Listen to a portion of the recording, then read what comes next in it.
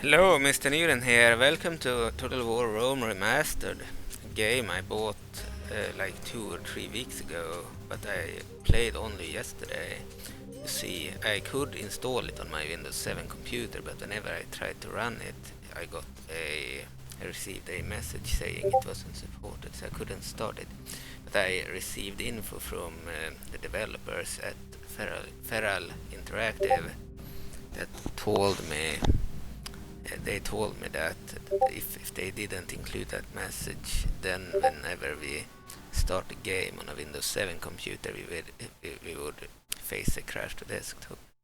So you need Windows 10 to play Total War Rome Remastered, which is a new game from 2021. I believe it released in May 2021, and I bought it 3 weeks ago. So it is the old Rome Total War, but remade for a more modern PC. Okay, so this game has obviously better models, better graphics, and many more features. Okay, so I managed to somehow solve my problem. You see, I have an older. Originally, I got a gaming computer in 2009 when I moved out of my parents' home. I received a TV that I am still using, a 42-thumb TV, and then I have this gaming computer from 2009, but obviously that computer wasn't good enough to run some of the more recent games, so I had to buy a new processor, new graphics card, a new motherboard, etc., etc., and replace the stuff in the computer. Like I pretty much bought new stuff in 2012 and 2013 and replaced the old stuff. Then I put the old stuff in a different computer. So I had my old gaming computer from 2009 running Windows XP and Windows 7. And then I had the new one with gear from mostly 2012 or 2012, but also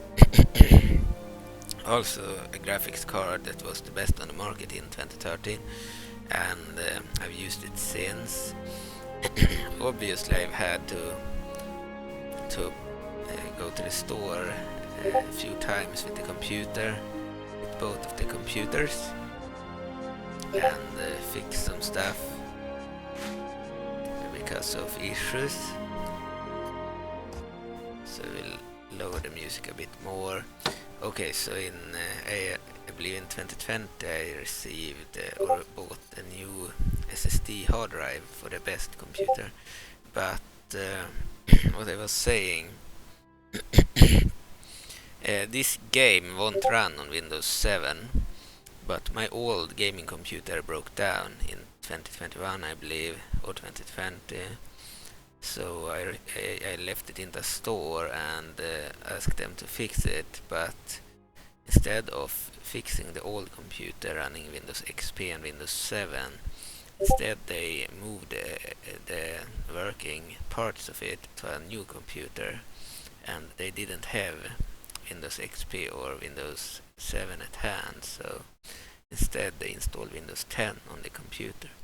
So I have a new computer within quotation marks that is pretty much my gaming computer from 2009, or the gear from it, the graphics card, the hard drives, etc., the motherboard.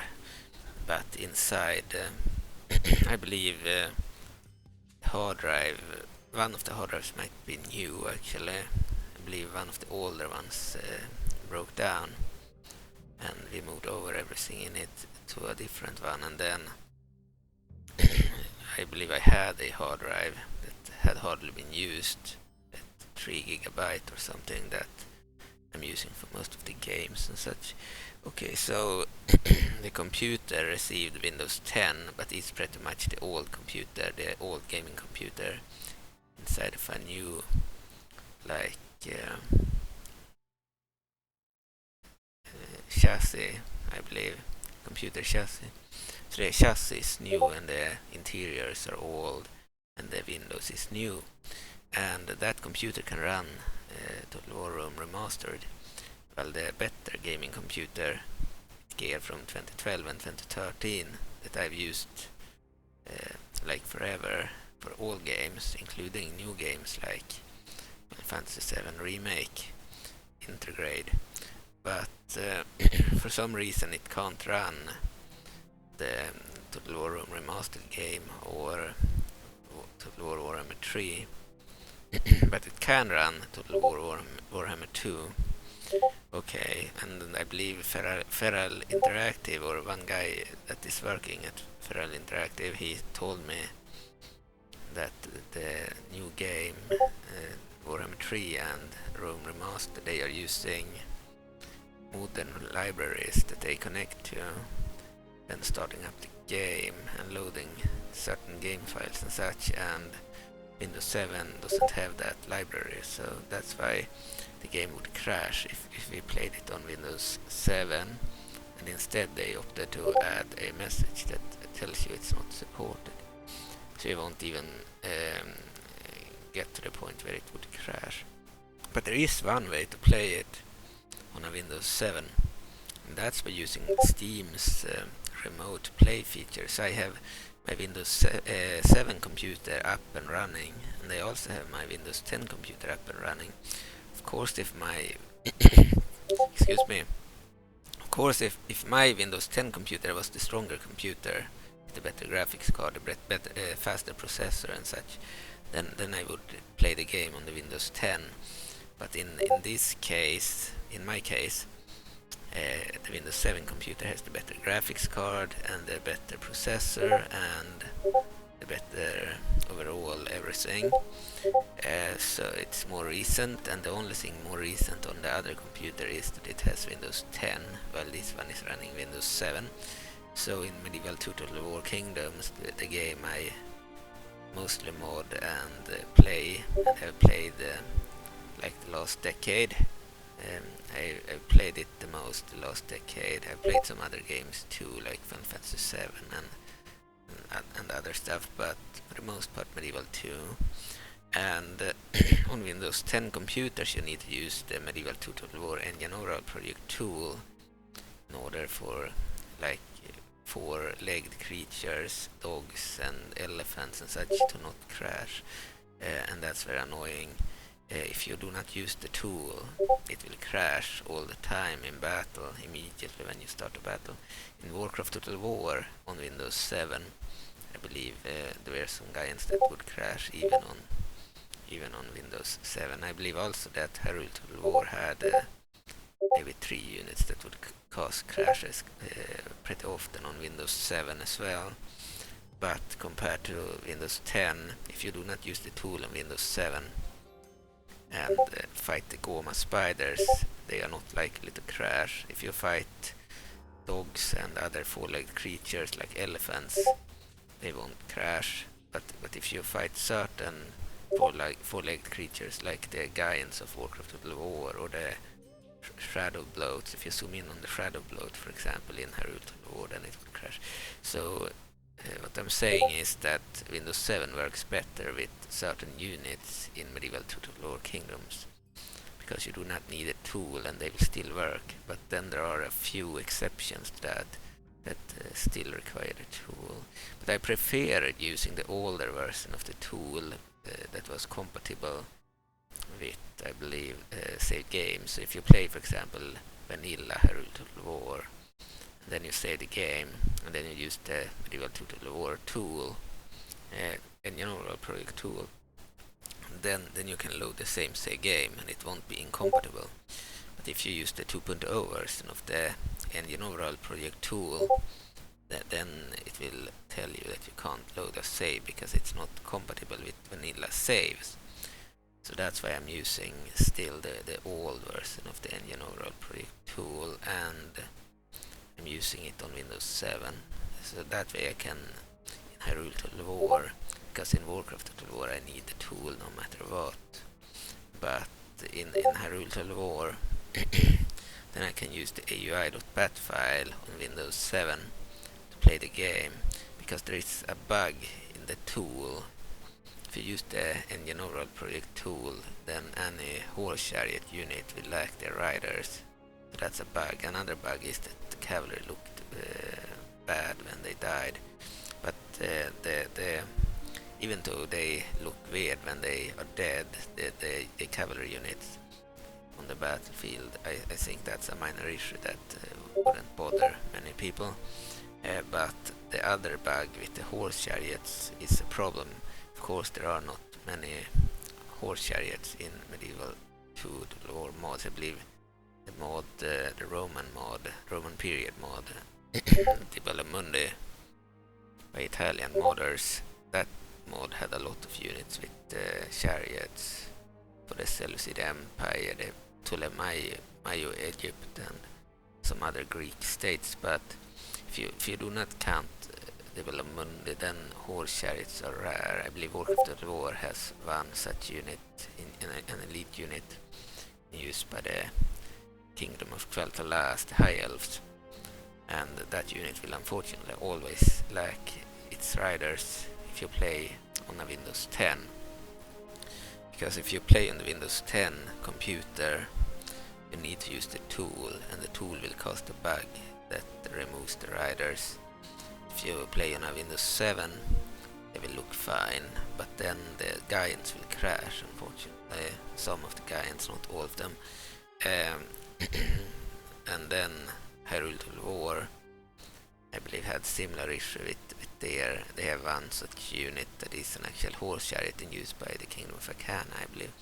But besides that unit, it has 3 weird units, namely like gunner post, Kokiri barricades, and Goron bomb platforms. They are defensive units where the units stand on like barricades and fire at the enemy. They are still based on horse chariots, causing the riders to disappear and using the tool, even on Windows 7. But unlike on Windows 10, if I do not use the tool, I can play most battles fine and the riders will still be visible. So, but there are like 3 units that are an exception to that. And whenever I fight those units, I would change into using the tool. But for the most of the time, I like to see the riders of the gunner posts, the Kokiri barricades and such. And that's the problem with upgrading to Windows 10, that you wouldn't see the riders anymore in Herald of War, so the gunner posts and other cool unique units would lack their riders, and that would ruin it a bit, I think, in battles. So in the future I will most likely have to upgrade a new drive into Windows 10 and then keep Windows 7 on the old drives. I can use Windows 7 for older games that work better with Windows 7. There are some games that work better with Windows 7, like Medieval Total War mods, such as Herald of War. Okay, but I've solved the problem. I'm playing Rome Total War, or Total War Rome Remastered on my Windows 7 computer now, by streaming it from the other computer. The only setback here is that I'm actually using the processor, and I believe the client computer is the Windows 10 gaming computer from 2009 using Windows 10. That means the processor and the motherboard, etc., that is running the game is that computer and not this computer, which means that if I place the graphic settings on maximum, it will lag because it's the other computer that is running the game and it can't handle the maximum graphics. Check graphics here. So we have full screen. Okay, custom. I think we will place it on high. Might need to change it a bit. don't want it to be too heavy on the computer. We are using the other computer. So in other words, if I used the best computer as the host or a client, then I could start up if I have Steam on more than one computer. For example, if I have a really sucky laptop, then I could log into Steam and then I can start up a modern game on the other computer, but it needs to be running, so I need to have two computers running at once, which would cost more electricity power, but the energy price would of course be affected by it. But the point is that if I have my gaming computer on and then I have a weak like laptop or something in a different room, then I can log into Steam and then I can start up the game on the gaming computer, but have it running on the screen of the laptop and use the laptop's keyboard and such and mouse, so I would be able to play the game on the weaker computer using the much better computer as the host, and that would bring up the graphics to the maximum that the laptop allows, while at the same time not causing any lag.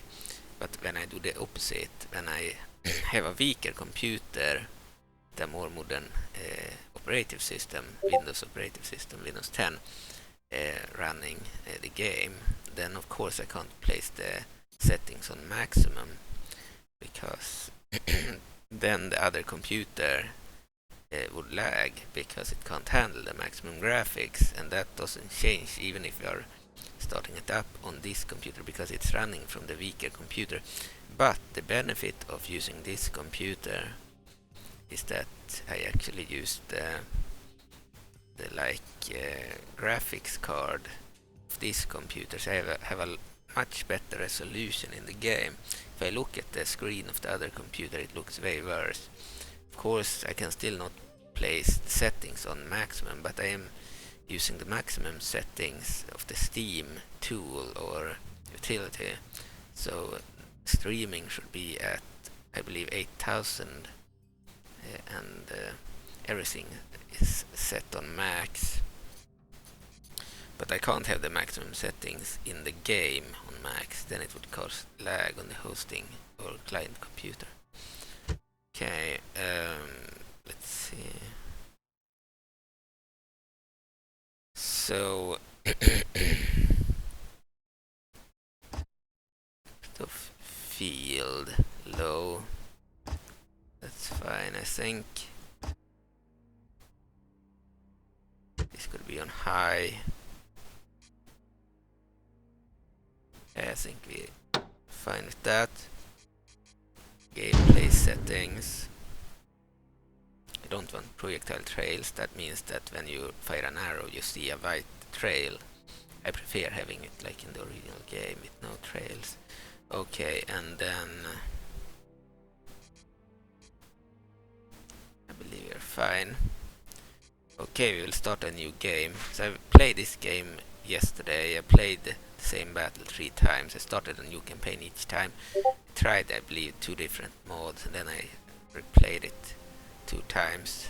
Different settings. We have 2 modes activated. We have one mod that is named Swagger's Blood mod, which will add blood to the battles. Without that mod, there is no blood in Total War Rome Remastered. So of course I wanted blood.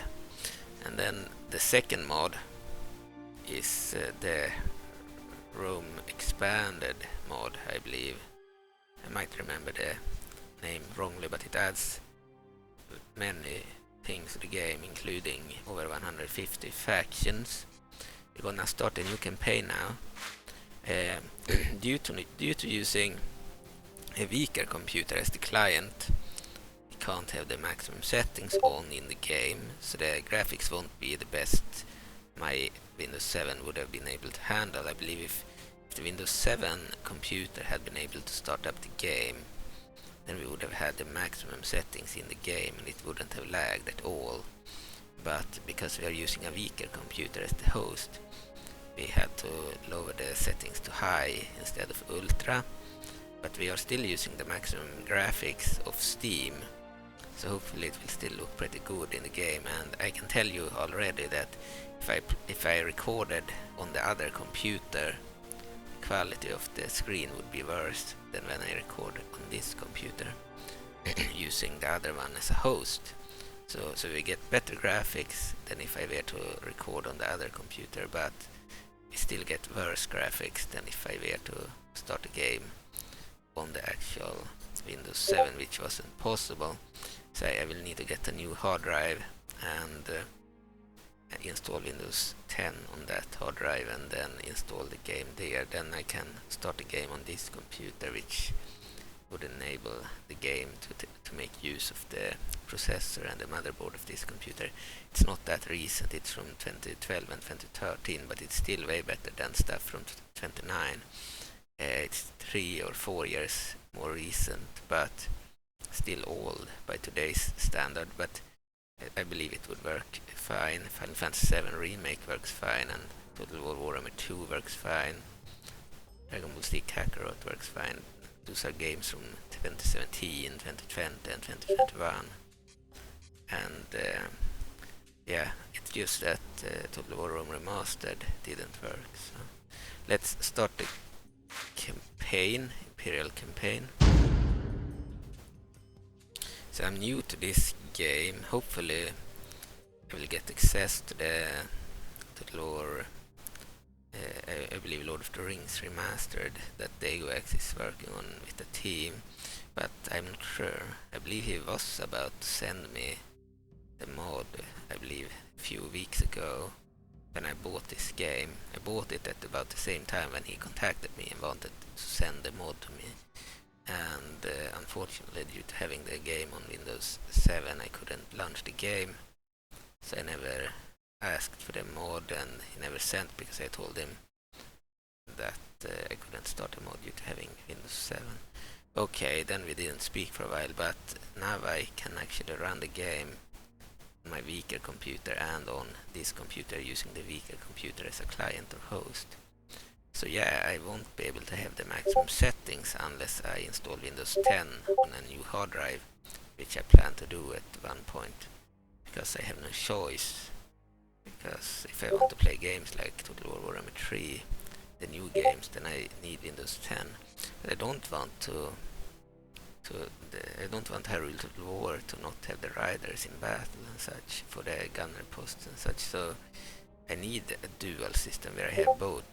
On one hard drive I have Windows 7 and on another I have Windows 10. But yeah, I can play the game on my Windows 7 computer using the other one as a host, and the graphics will at least be better. They won't be at maximum, but they will still be better than if I played on the other computer directly. And we'll see how much it will lag if I need to lower them.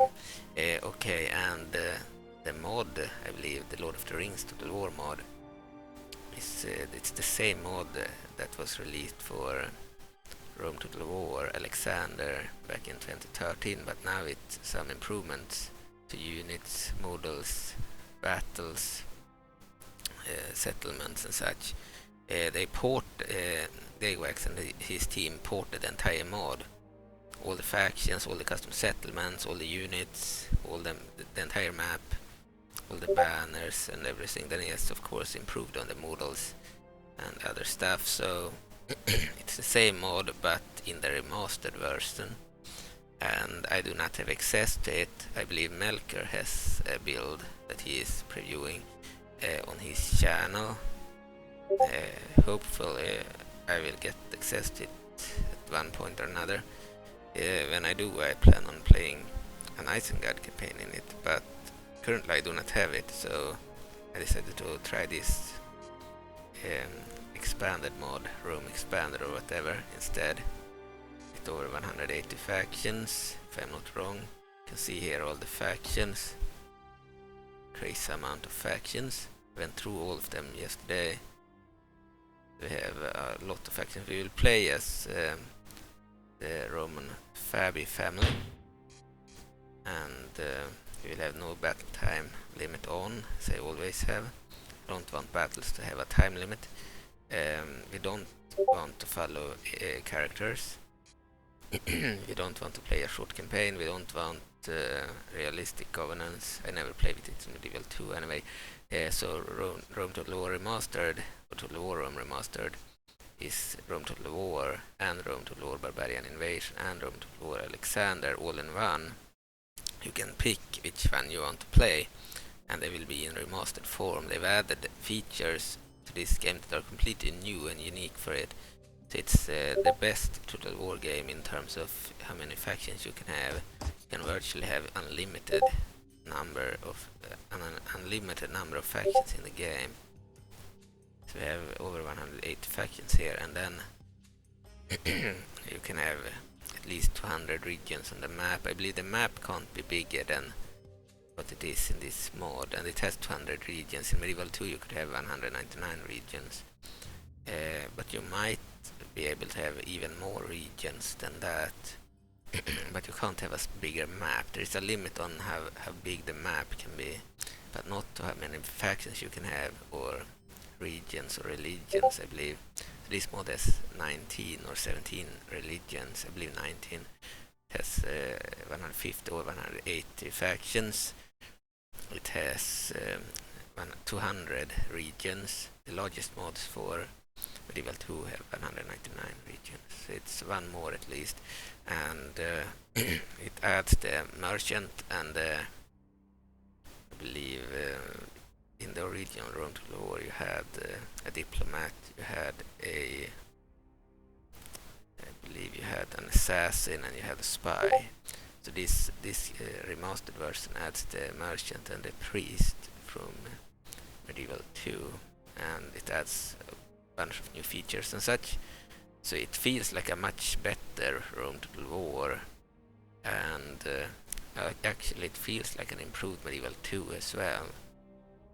So it's just a shame that they didn't do Medieval 2. Okay, so we'll start the game as the Romans, the Fabian Romans. Campaign difficulty could be medium, and battle difficulty could be medium. I don't want the enemy to have bonuses in battle, that's why we'll have it on medium.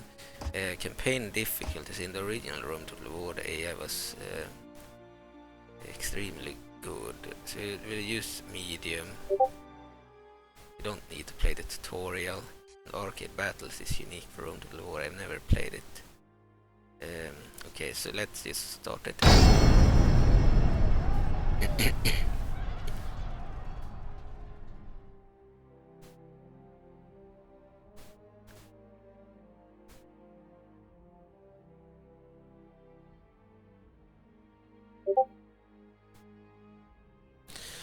This music is the same as in the original game.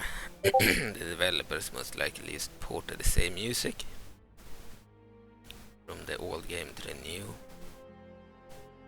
I haven't played much of the original game. I believe I started some campaigns and just played 1 or 2 battles. Never finished a campaign, never played much of a campaign. I played mostly Medieval 2 Vanilla. It was the first Total War that I played, Medieval 2. So I missed Rome Total War, and then I played, I believe the first thing I played in Rome Total War must have been the Lord of the Rings mod back in 27 or something. An older version of it that crashed in the campaign. But yeah, I've tried probably most of the mods for Rome Total War and Medieval 2 Total War, but I mostly played Medieval 2, and I have never finished a campaign in any of the games, except in Total War 1942, where I were defeated as the Third Reich, which is a mod for Rome Total War and Rome Total War Barbarian Invasion. Besides that, I have never finished a campaign, but I played quite a bit in many of the Medieval 2 campaigns, and not that much in Rome Total War actually. I played a bit in the Lord of the Rings mod actually, and I played some other mods but haven't played much. So and Total War Rome Remastered I've never played before, except I played one battle 3 times over and over again yesterday.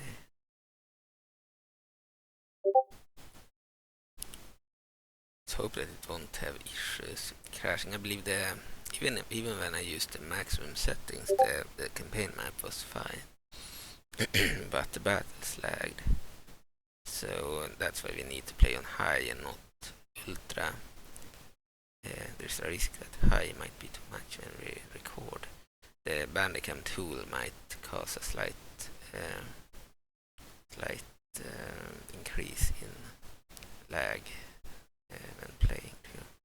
Did in Final Fantasy VII Remake into Raid. When I recorded, it lagged a bit more than when I didn't record. But we'll see.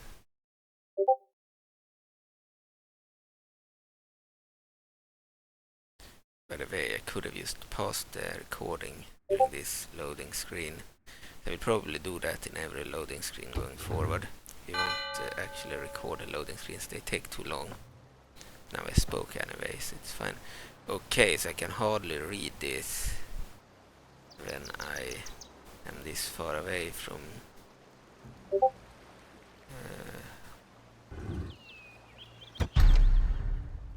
the... I am using the TVS screen. So I don't like that I don't like that the buttons are that small. View camera, okay. Graphical settings, UI size.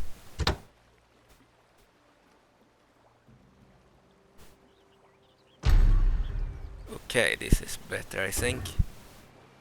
Now I can read, because I am quite a bit away from the screen. Couldn't read the text previously. The text in here, alerts, I can see clearly, but the other stuff is a little bit small, but I still can read it. Highlights the most important information about running your empire. So yeah, it's borderline, but at least I increased it, so now I can read at least. Okay, so we have no alerts, no news, etc. Let's just go immediately to the campaign.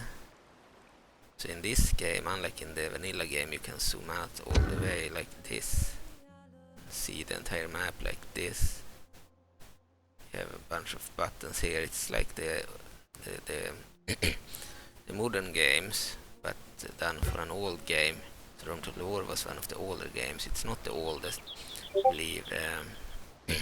Shogun Total War, which I own the CD for, by the way.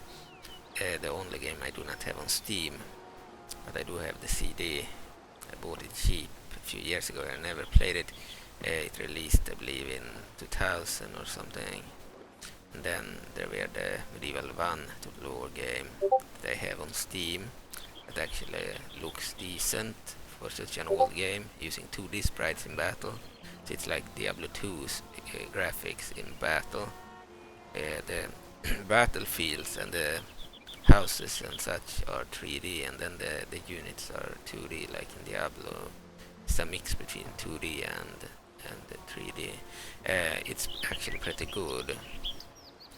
While Shogun is a bit too old, and this game, Rome Total War, the vanilla game, Rome Total War, it's from 2004, and Medieval Total War is from 2006, the expansion from 2007. So there are 2 years between Medieval 2 and Rome Total War, and between the expansion of Medieval 2 and the expansion of Rome Total War. And I mostly play these two titles. I have probably all the Total War titles. I played Empire, Napoleon, Shogun, but I hardly played it. It lagged too much on my older gaming computer. I never really played it on this one.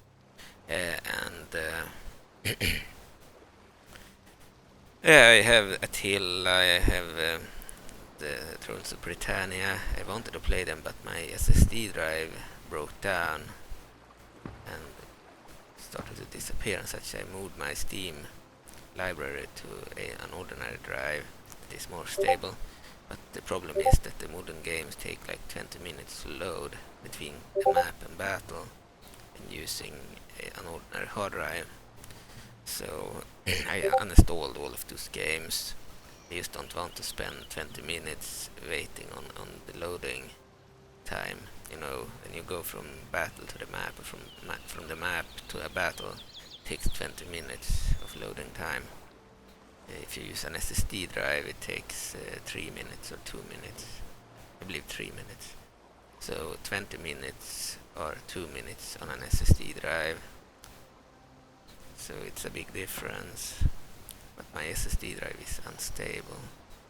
I didn't want to have Medieval 2 there. If it breaks down, because it did like disappear 2-3 times. And I were busy modding, very annoying. But it hasn't disappeared now in a while. I have Final Fantasy VII Remake Integrate installed on the SSD drive. So I needed it installed there, otherwise it's too slow. And the drive hasn't disappeared since like months back, like back in November 2021. But I still haven't reinstalled Steam on the SSD drive, and that's required if I'm gonna play any of the modern games. And the Total War Warhammer 3 wouldn't even work, so I haven't even bought it. Of course I could stream it probably, but that game will probably lag too much on the old gaming computer. I would need a new computer for it, or upgrade this one to Windows 10 and then buy it after that. Okay, so we have a settlement here. We will immediately hire the war dogs, they are very good. They are kind of OP. Then we will upgrade the wooden wall. So this is the settlement of, I believe, Narnia, it says. Narnia, that's weird. Didn't know there was such a settlement in Rome. No idea. There was a connection between Narnia and Rome. Okay. Serene of Ceres. Okay, we'll build that. Then we'll hire some town watch. Imperator! We will move the Orders. troops General! to the settlement of Ariminum. I've seen that settlement in other mods General. too. So Rome is divided in 4 factions. We have this faction, Tiberius, Claudius. Okay, that's a guy, but what is the faction name? Rome, Claudian, I believe. Claudian family of Rome. Here we have the Venetian family of Rome. And then we have the Roman Senate, SPQR. And then we have ours, the Fabian Romans, and then we have some other factions like... Oh, that's also Claudian. We have some other factions here too. Like...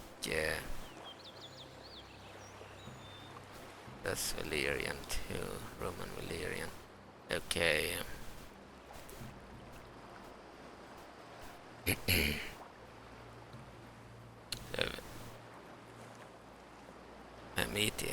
Mametines, whatever. Can hardly read their name. Okay, but there are some other factions here. Here we have the Trascan League. We are mostly neighbors that are also Romans. We will probably have to fight them at one point or another, but for now they are our allies. So we have this area held by the Piccanini or whatever. Okay. We have a spy here. Master. Let's move the spy over here so we can spy Secrecy in the is assured. area here, Pannonia. Held by the Boii. Barbarians. See their units here. We have 2 units of Warband, 1 unit of Skirmisher Warband. Okay, so the alliances in this game are enhanced. I believe ships are also better at moving and deploying and such in this game compared to the old game. The issue with ships that is present in Rome Total War and Medieval Total War, it shouldn't be in the game anymore. So the AI should be much more intelligent with ships, and also you can have more than one Senate faction. So, for example, I believe that the alliances between the Roman factions are much stronger in this game. If we declare war on anyone, they will declare war on our enemy too. And I believe overall this game should be improved in many ways compared to the old game. But of course they will probably betray it as well. Excuse me. At one point or another. Check the map. And by the way, I have caps lock on, that's not intended.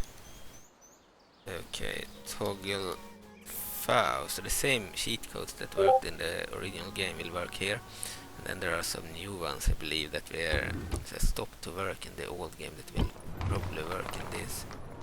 I believe Rome to War had some cheats and the expansions had some, and then there were some that worked in the older versions of the game, and some that didn't, and this game probably allows all of them. I might be wrong.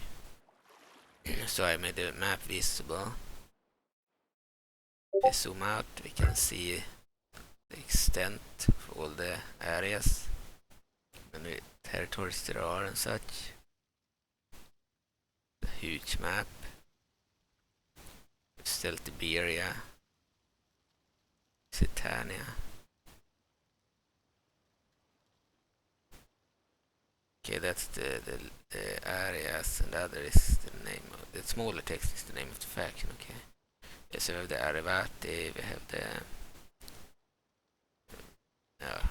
we have a bunch of different factions. You can see that the Seleucid Empire is pretty vast. Same with the Ptolemaio Egypt faction. Just Egypt here. Carthage is also pretty strong. Then we have Scythia here. Some others. Mostly all the barbarians are just smaller factions. The Romans, I believe, the Claudians are the strongest. Maybe we are even. We have 2 areas each. And then I believe the Senate only holds Rome. Okay.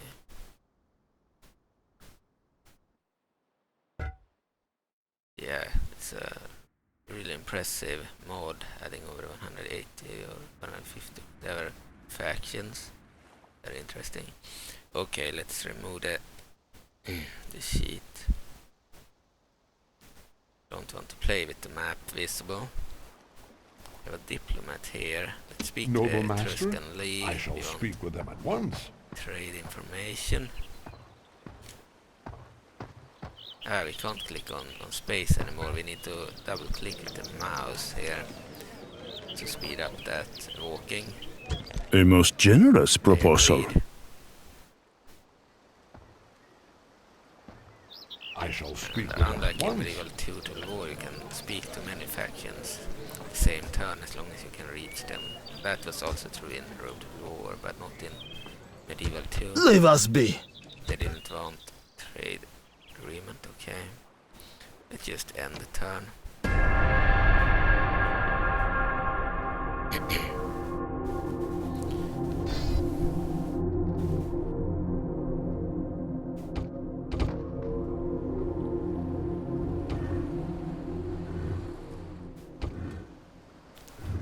The fuck? Okay. Marriage celebrations 270 before Christ. Quintus Fabius Euphemia. Something about marriage, you can read it if you want. Okay. Diplomatic information. The following factions are now at war with each other. The Achaean League and Macedon. Sparta and Macedon. I believe Achaean League and Sparta, they are smaller Greek factions, and Macedon is a stronger faction. Then we have the following factions have declared that they are allies. Judea and Egypt. Ptolemy Egypt, which is like the Greek Egypt. Then we have Partya, which is like the Persians before they became Persia. They are now allied to the Seleucid Empire, another Greek empire.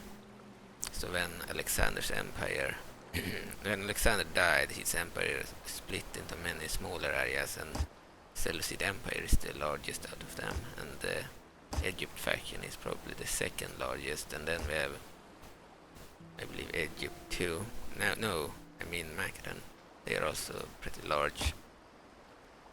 Pergamon in Minor Asia, or Asia Minor, I mean, is also allied the Seleucid Empire. And Colchis has allied Kartli, the Georgians, and the Samnites have allied the Senate of Rome, same with the Etruscan League, and the Pisantini. Athens has allied Macedon as well. Following factions have become client kingdoms, abandoning their independence and sovereignty. As I said, it's very difficult to read the text. It's very small. I would almost need to move the computer closer to the area where I am sitting. I'm quite a bit away, which is good when I watch shows and such, but not in this game. Text is a bit too small. That's the benefit of playing on the other computer, which had a gaming screen with the screen being right in front of me, so I didn't have any problems reading the text. Okay, so what we can see is that Judea has become a vassal of Egypt. That happens because they are very weak. They only hold the area of Jerusalem, while Egypt is an empire. Persia, excuse me if I do not pronounce it correctly, but Persia had only like one area too. They have surrendered to the Seleucid Empire. Cappadocia has also become a client state or vassal of Seleucid Empire, and Pergamon as well. Colchis has become a client kingdom of Kartli, and the Samnites, the Etruscan League, and the Picantini have become vassal states of the Senate of Rome. They are Italian states. Okay, and then we have Athens surrendering to Macedon. Okay. Then we have a new unit of Town Watch in Ariminum. Okay. And we will build up our troops, and then we will attack this area held by the Boii. That's the area I have fought in 3 times now. It will be a 4th one. It's the first area I attack in the campaign. I believe the Boii, they have some areas over here too. But when we have taken this area, we will try to take some other barbarian areas that are closer to Rome. You can't attack the Etruscan League or the Pisan, whatever they were named, because they are allied to the Senate of Rome. We don't want war with them because of that. Okay, so we can hire a diplomat, we can go for peasants. I think actually it would be a good idea to get peasant unit. We are still recruiting the dogs there, animal handlers. Okay, I believe we can't do anything more now except moving the agents. Yes, Master. Move the spy. Secrecy is assured. There. Awaiting your command. Speak to I these shall guys. speak with them at once. Ask for trade agreement. A most generous proposal. So I have never played Vanilla Rome more than a little bit. So I plan on maybe playing a campaign in this game. As long as the battles do not lag too much. Using the other computer as the client, it might lag. Then I will have to first upgrade the Windows. I will do that probably in a week or so. Because when I leave it into the store, it will take 3 days or something before they do the work. And if I were to leave it in today. It will take more than 3 days because of the weekend. So it needs to be left into the store on a Monday, so it will be returned before the week is over. Don't really like going to the store with the computer, but I think I need a new hard drive with Windows 10 so we can play this game and other modern games directly on this computer. It should be strong enough to handle the games, just needs Windows 10. But I need it implemented in a way so that Windows 7 is still available whenever I play Medieval 2, or more specifically Hyrule War. One of my favorite mods for Medieval 2 War. Okay, we are done. Let's end the turn.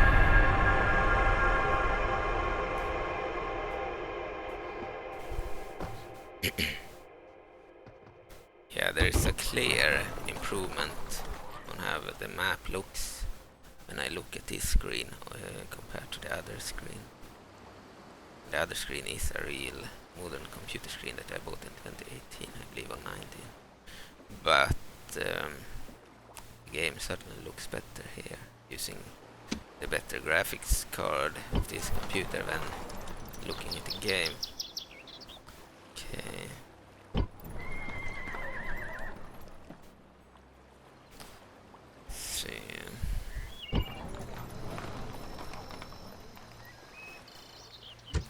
Troops, let's go for another town watch. Go for a unit of peasants over here. Check the information. Senate office claimed. Okay, we won't read that. Diplomatic information. The following factions are now at war with each other: Peonia and Macedon, Hylis and Udryssia. Okay, following factions have declared that they are allies: Suebi and Macromani, the German barbarian tribes. Okay.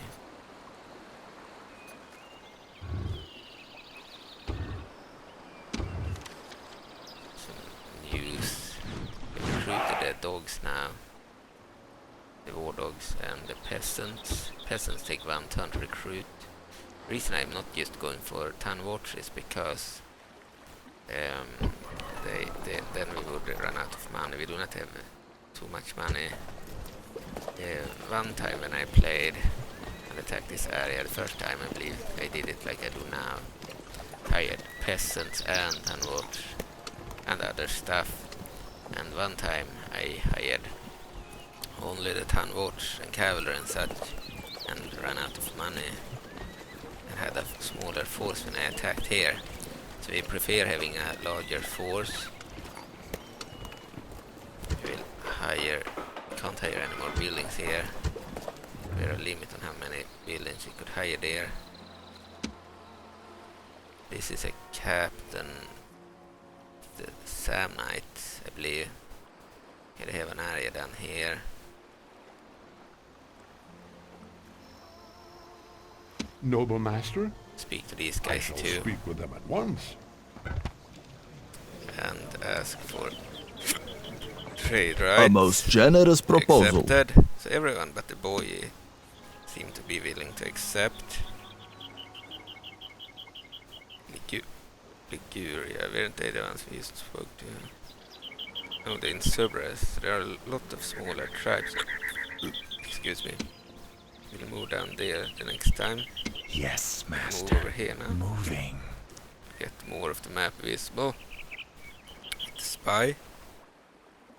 There one area we haven't recruited, I believe.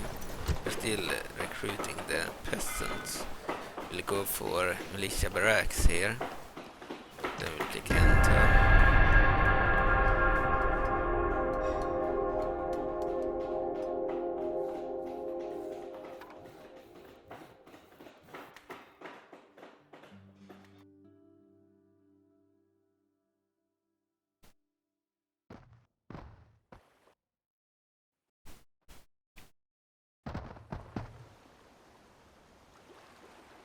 Greetings. Okay, the Picantini want trade rights. We will accept. Our thanks. You're one of our neighbors. Greetings. Okay, the Samnites also want trade rights. Our thanks. We'll accept. Oh, the Cremonidan War. The Cremonidian War.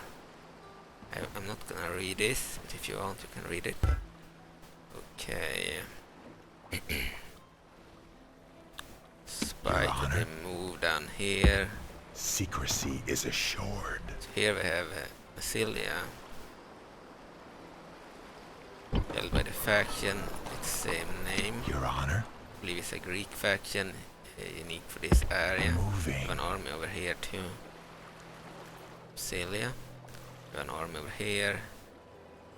The K or whatever.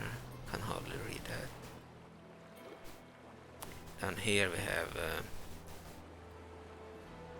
the Venetees, I believe. Mameteens over there. Okay.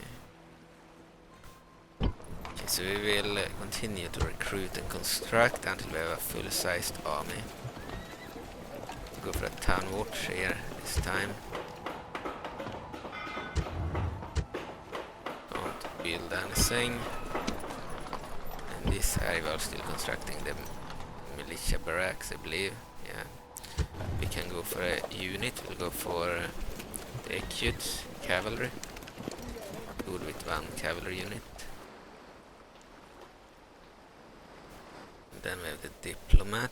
Can I be of service? Move the diplomat down here. I shall speak with them at once. Okay. And turn. Ah, we have some info. Recruitment report. We recruited peasants in Narnia and town watch in Ariminum. We have completed Shrine of Ceres. Okay. Turn report, and we completed the walls, wooden walls in Ariminum as well.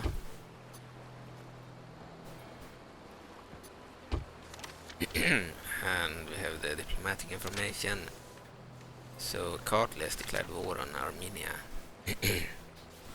And Tailish has declared they are allied with Macedon. Okay. So vassals count as allies, but when we do not get the vassal message, that means that they are allies in the true sense of the word. They are not a vassal but an ally. Difference, I believe, is that when they are allied, the AI won't do anything. At least in Medieval 2, if they become a vassal, the AI will just shut down. But if they are an ally, they will act independently and be friendly to the faction they are allied to. They still can betray, of course.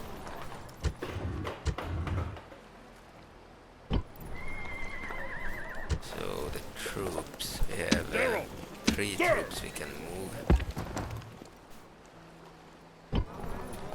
But clicked on the wrong button there. Whatever, moving all of them. So we need 3 more units.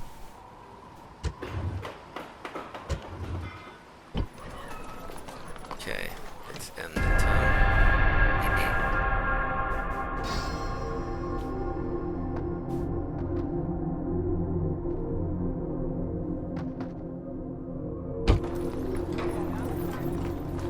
Still constructing militia barracks. We finished in I believe 1 turn maybe. Not sure. Okay, we can go for let's see how many do we have. 3, 4. I think we could go for a peasant.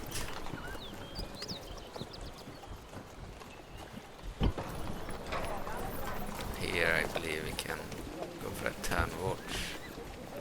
And then we will move the Can I be of diplomat service? down to this faction of Ligeria. I shall speak with them at once. Will ask for trade rights. A most generous proposal. The reason I play on medium on the map is because I want them to honor. accept my offers and such. If I play on very hard, I will probably never accept anything. And hard, I don't know. I felt like medium is the best one. On easy, they will accept everything, but then they will probably be not. They won't be much of a challenge. I still want a challenge, so medium I think would be good. Rome Total War is different from Medieval 2. It's the AI acts differently. It's more intelligent, I believe. So I don't want it to be on very hard. Okay. We have a new cavalry unit of Equite, or Equite. We'll add there. We need one more unit of Tanwatch, the army. Okay, we can just move the spy and then we are done Your this Honor. turn. Moving. This is their army. They have archers, militia hoplites, peltasts, javeliners, militia hoplites. They are like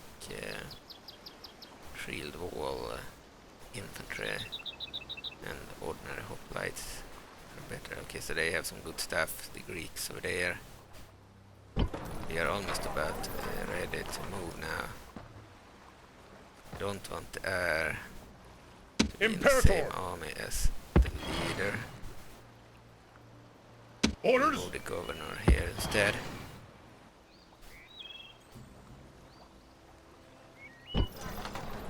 Sir!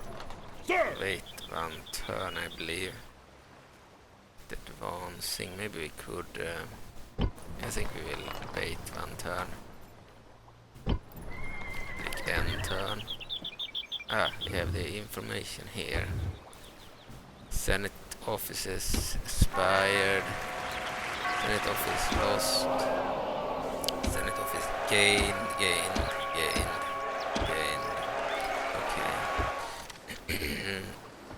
Faction announcements. Some announcements there. We have this information. Diplomacy. Following factions are now at war with each other. Emporium and Casitani. I believe that's a Spanish tribe. Both of them are probably Spanish. Pontus in Asia Minor declared war on Sinope, another faction down there, I believe. Carthage has declared war on the Etruscan League, one of our neighbors. Seleucid Empire has declared war on Nabatea, which is probably the faction that predates like the Saudi Arabian faction or the Arabian faction in Saudi Arabia. So they are in Africa. No, they are in the area of Saudi Arabia. Okay, and then we have Rome, Claudian family of Rome, declaring war on the Aetolian League.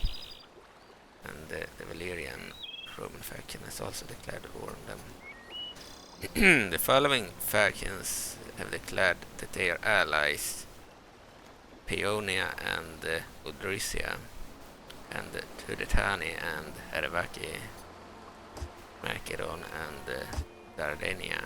Okay.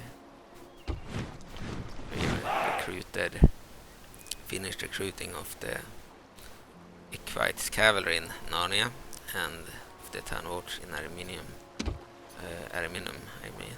Okay.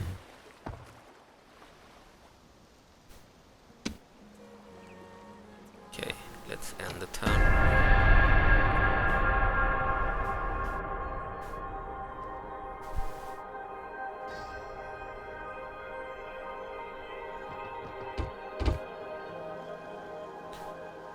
Okay, we should have some new information. Diplomatic information. Following factions are now at war with each other. Galatia in Asia Minor and the Seleucid Empire. Rhodes, which is an Ayer near Asia Minor, where Greeks are living. So Rhodes has declared war on Macedon, and Senate of Romans declared war on the Italian League, so all of the Romans have declared war on the Italian League except the player, which is the Fabian faction. Okay, the following factions have declared that they are allies: Tailish and Bastarnaye and Trapezus and Colchis. Okay. We should be ready to move now. We have no money left to hire anything. Should have an army ready now. Sir! General! We'll move towards the city here of Bononia, held by the Boii Barbarians.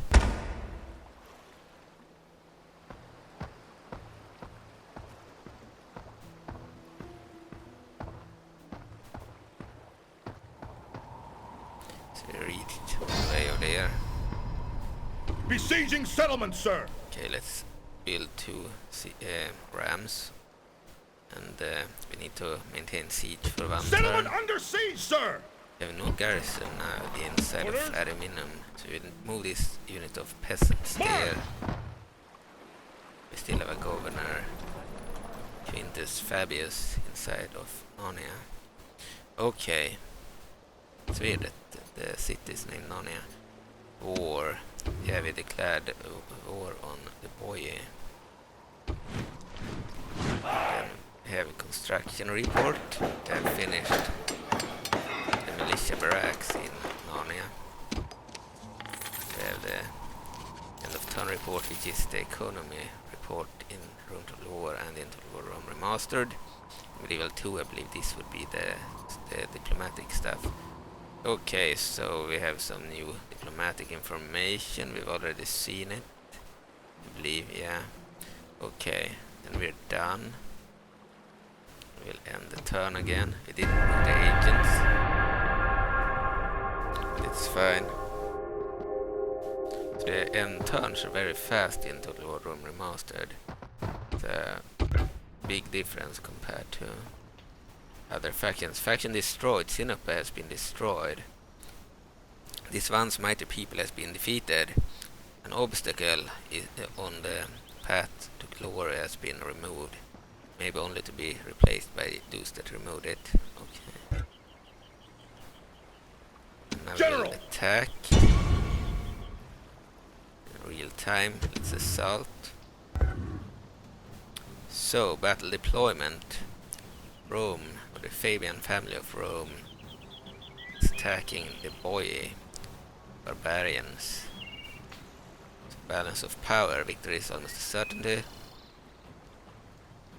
Soldiers deployed, 565 on the enemy side, 1348 on our side. Our army is led by Quintus Fabius, age 57. Their army is led by a captain, Captain Seguvax, age 20. No reinforcements on neither side, and they have a captain. They have no commands. Our lead, Quintus Fabius, is the leader. Actually, I believe we have the same name as the other governor. Okay, so there's 4 command and 5 in influence. You can read the text if you want. 6 in management and 5 loyalty. Okay, let's just attack. We won't use night battle. We could use it because it's night currently, but we will fight battle in the battle map when we want to fight during sun time. We might fight night battles later, but I don't want that now. I want to look at the game in the sunlight and see if it lags and such. Okay, as we can see on this screen, that it looks way better than in the old game, and every model has been improved. City models too. And in this game, unlike in Medieval 2, you can actually destroy buildings and such with your siege engines, which is one thing I thought they should have kept in Medieval 2. But didn't. In Medieval 2, if you use siege, they can randomly hit buildings and they will then take damage and start to fire a bit, but it won't be fires like the ones in this picture. Instead it will be very small, like fires, and then the building will be like 40% destroyed or 80% destroyed or whatever. You will never be able to burn it down to the ground. And in my opinion, it was a bad decision that they didn't keep the ability to destroy the entire building like they did in this game and in Vanilla Road to War. So it will be way more fun if you play a Viking mod or a Roman mod or whatever, that you can actually destroy the buildings and cities of your enemy. If you have siege, you need catapults for that.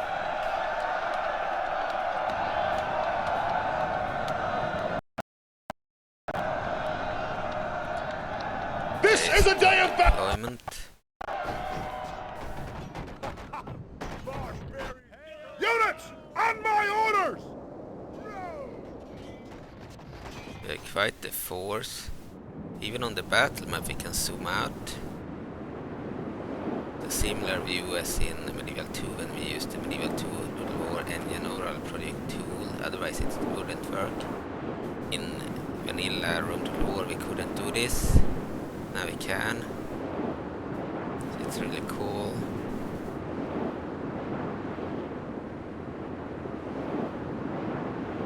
Okay.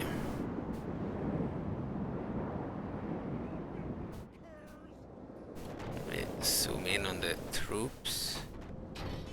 You can zoom in very far. There is an issue.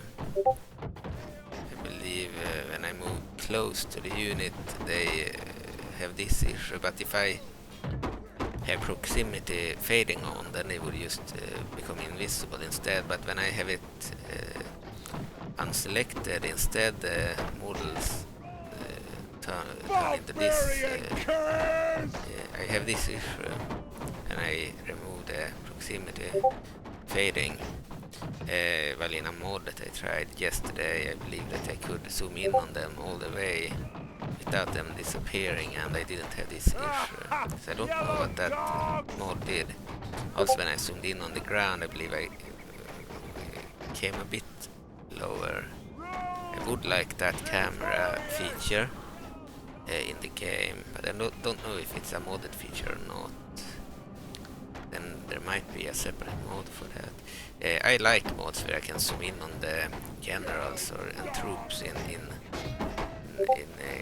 like close-up view and just view the battles when they fight and such, but I don't like when I have issues like this removing the model when I move the camera and such, so I prefer this over the models just disappearing.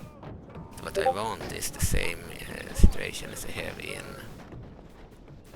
Medieval 2, where the model won't be affected by the camera and where I can just look at them in close-ups. I believe that's possible in Warhammer 2 and Warhammer 2 as well. I like looking at battles close-up, zoomed in, without them disappearing like this. You can imagine Lord of the Rings to the War Remaster being epic like this. Okay, cities look better, models look better. You see that the cities look much larger and more detailed than in the old game. They retain the same structure. I don't know how to remove the UI, but I could go to settings, graphics, and place it at minimum inside of the battle. Don't really want large UIs when we play battles. Prefer when we see as much as possible of the city and the units. So this is better in this view, in my opinion. On the map I want a big UI so I can read the text. I don't need to read the text when I play like this. Let's start the battle. Barbarian curs! Okay, so the enemy troops should be side of the city somewhere, the town. Here we have their bodyguard. Yeah, I believe the mod I had on yesterday allowed me to zoom in on the units without this happening. Here I could look at everyone, this was really epic. Look really zoomed in. I could watch them really up close, but the problem with that mod was that it changed the visuals of the game and added unnecessary grass and such. It made the game lag on my older gaming computer. So I didn't want that mod, but I certainly wanted that camera. I will have to look up if there are separate camera mods for this game. The more I can zoom in on units without them disappearing like this and moving the camera, the better. It would be really epic to look at the units up close. I believe I could really zoom in on the faces and such. Well, now instead I move into the unit for some reason. So it's a bit too outzoomed, or this happens, which is annoying. You can see that the models are really good, but we are a bit away from them. Of course, if I didn't use the TV screen, or if I moved the TV screen closer to where I am, they would look better. Or at least I would be able to see the visuals of the face and such more up close. But now the units look a bit small because I'm a bit away from the screen and because I can't move in too much. Okay, so they have one unit at least. Zoom in on the minimap. I believe they moved out most of their army. When I played this battle previously, they had more troops. Ah, no, they have troops here. Just didn't see them at first. They have skirmisher warbands over there. So against them we want to send our skirmishers, the V-lights. Should have one unit of V-lights. Venetii! And Loose formation! loose formation and attack the skirmishers.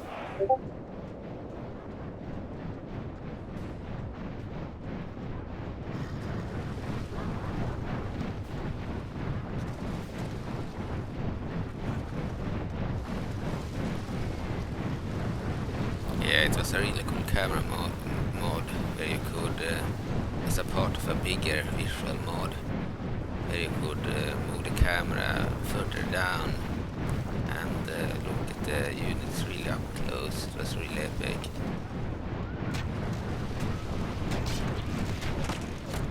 It's a bit... they move fast, but the game is a bit laggy. If I look on the other computer, no, it doesn't really lag, but I believe there is a slower feeling to it when I play on this computer, maybe. Even though the graphics look better, it's more visually pleasing. Ready, aim, fire! It might be because this is the computer where I stream it. Ready, When I stream other games, I believe that on the device where I stream it, there is a slight slow motion effect. Everything happens a bit slower than on this computer that is actually running the game.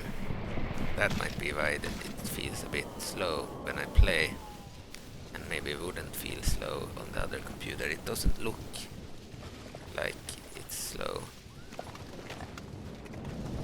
especially not on that computer.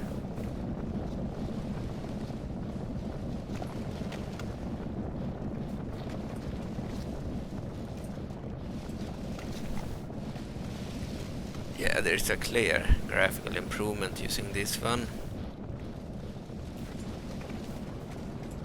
The fight wheel on. Wait for my orders! Must have moved back their skirmishers. The way over there. Okay, let's attack these guys then. Destroy them! Alright! Ready, aim, fire!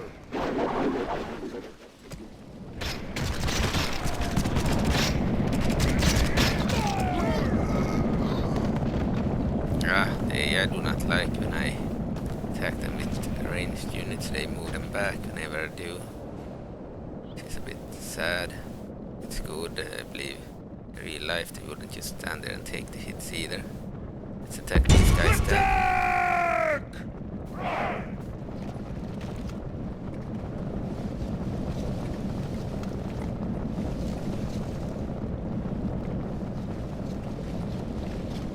So these guys have wolf pelts on their heads. Remind me of the Ulf Heaten of the Norse, or Ulf Hednar in Old Norse. They are like berserkers, but with wolf skins instead. Probably because there were no bears there. Okay. Yeah, I like the graphics, especially using this computer. It would look even better if I could have used maximum graphics, which I will be able to do whenever I get Windows 10 on this computer. This is still a lot better looking than if I played on the other computers. I'm still happy with this. I'm playing using high, but it still looks more visually pleasing than if I used the other. Let's send in the RAM. Let's see here, the RAM. It's a bit difficult to know where the unit is. Okay, there. There's a small symbol there, I believe, of the RAM. Place them in loose formation. And attack Ramming the position. gate, the wall. The other RAM will Unit. attack the gate. Attack the gate! Peasants will be sacrificed first. They will send in first to fight the enemy. They have a unit of Tanvort. Many peasants do I have?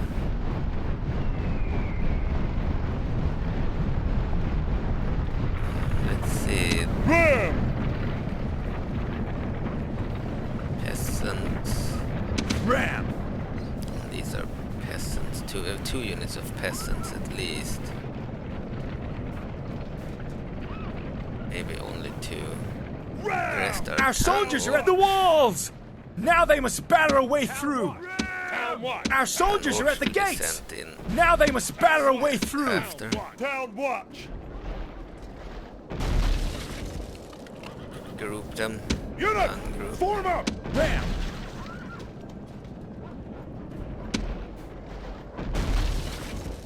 They are not soldiers. They are... Fuck, I managed to click on the wrong button there. Stop! Clicked on the wrong buttons when moving the camera. On my keyboard there are like the VASD buttons to move the camera, but sometimes in some modes and games, Total War games, use The enemy gate is down! the old Our buttons battering ram has to done the its right work! instead. The arrow markers.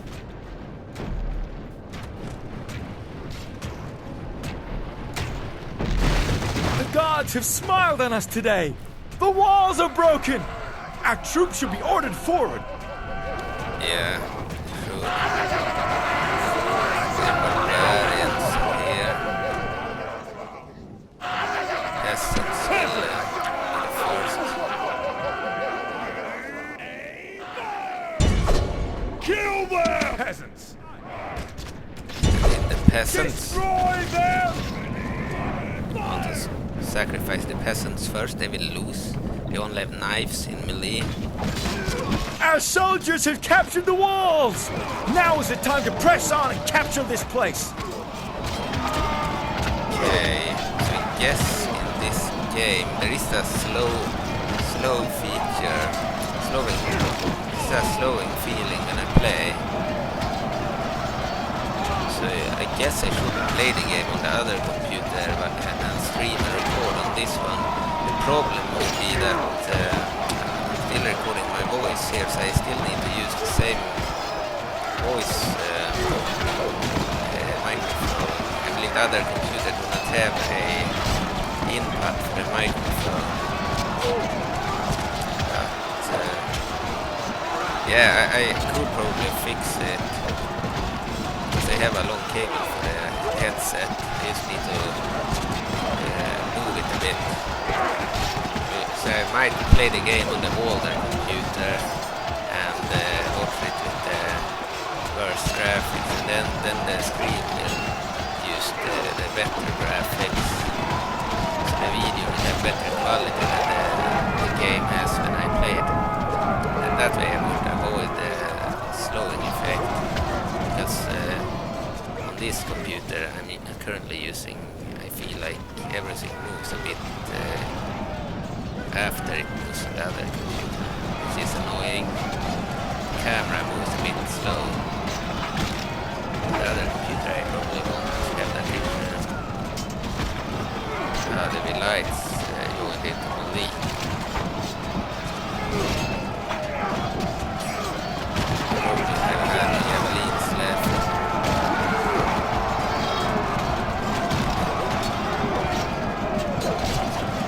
Okay, they are pretty much peasants or hunters. Okay, it looks great like this. Just wish that they wouldn't go into the models like this, but I prefer this over them being visible. Look at the blood.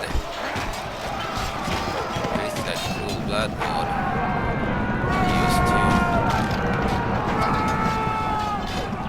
Of course, they're warriors, the warband spearmen on against our peasants with knives, and we light javeliners, probably hunters. We'll send them in again, the peasants. As long as they haven't escaped from the battle, they will be sent in.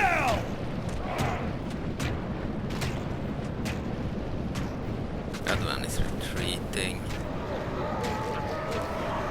Guess it's time to send in the town watch. We'll divide the group into two groups.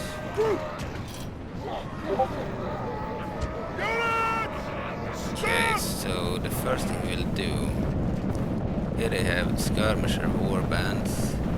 We'll attack this group with 3 of our town guards, and the other 3 will attack here.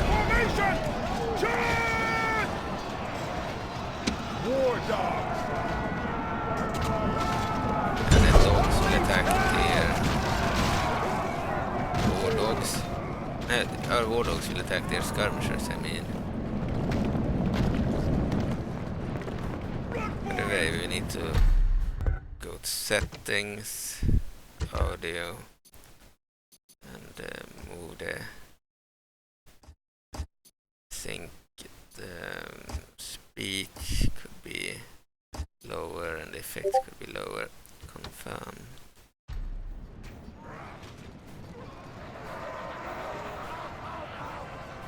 Won here against the Velites and our peasants. Here comes our town guard. They had moved out with some of the warbands. The town guards have helmets, metal helmets, and they have shields, but otherwise they have no armor on the body. Can easily be killed. They also are armed with spears instead of knives, so they are better at fighting and have better defense too, but they have very bad morale, very poor morale, and won't stand much of a chance against their warriors. The dogs, on the other hand, are really good. Actually, their handlers might rout easily, but have chainmail armor, but are only armed with knives. But the dogs themselves, they fight to the death. That's what's so good with them. We wanted them to take out their skirmishers. We have no skirmishers left. They had a skirmisher unit. We sent our war dogs against them. We have town guards fighting here too. Love how the dogs work in this game.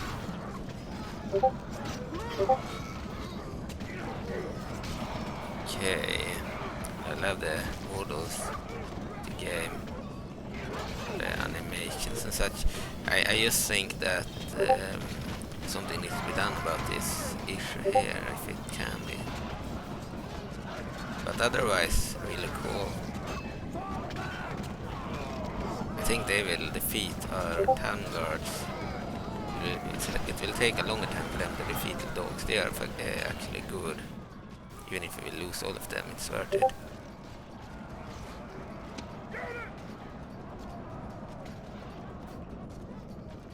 Need to send in the rest of the troops. Some of our troops are moving over there. Let's move over there then. We want to take out their troops.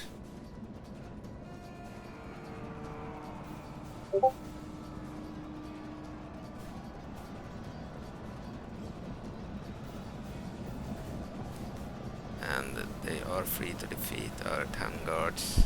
We won't send in any soldiers. We don't have to.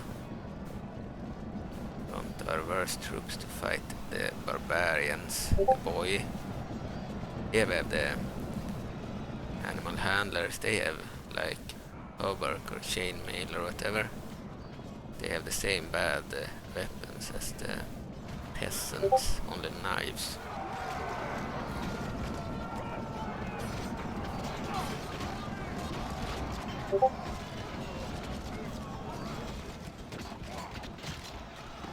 Routed our town guards here, I believe.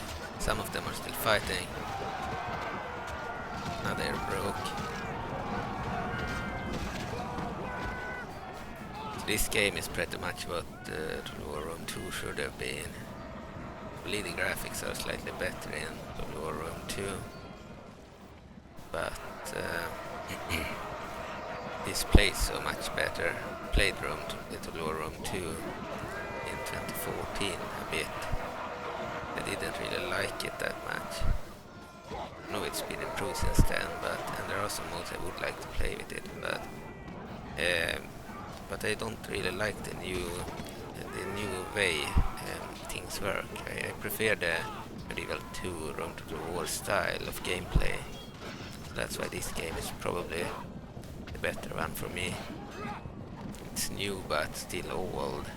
Well, the other one is new and has removed many of the old features that I liked. So this game is like an improved Rome Total War, and even an improved Medieval 2 in a way.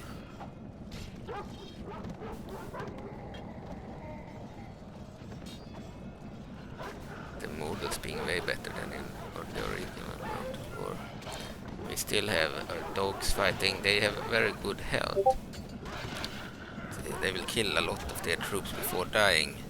So I use the dogs as kind of suicide units.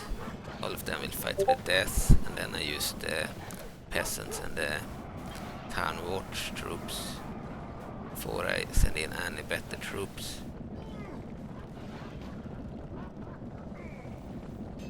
So we have our animal handlers here, and town watch are only good at defending cities. These guys will still be sacrificed against the barbarians. We don't want to waste any professional troops if we don't have to.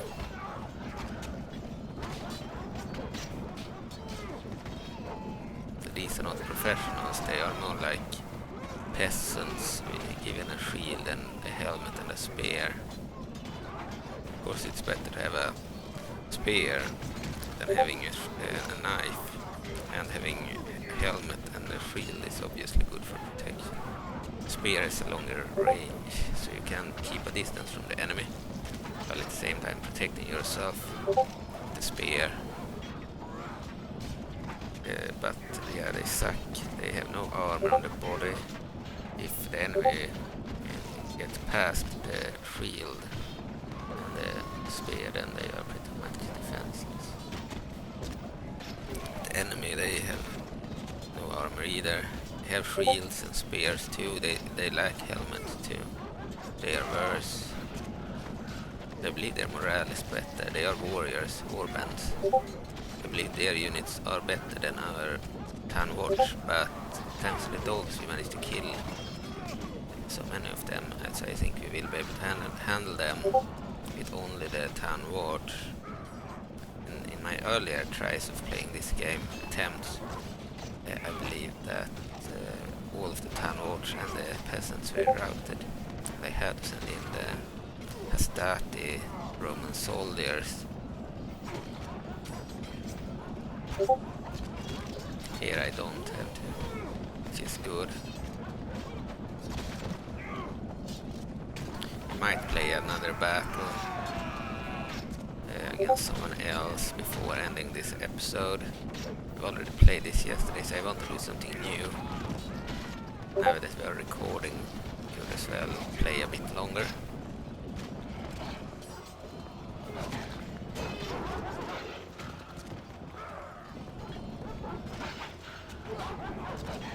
Yeah, the blood effects of the Swagger's blood mod is really good. It's not fun to play without blood.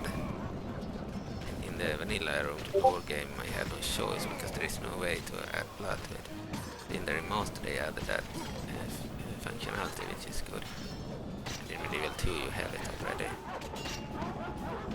So Rome Total War Vanilla doesn't have blood, and that's a major setback. The battles. I think it looks worse without blood. It removes the realism, I believe, of the battle a bit. It's still good. It's just that if I can have blood, I prefer having blood over not having it. So the vanilla remastered version didn't have blood either. Here we have their captain. Will die soon.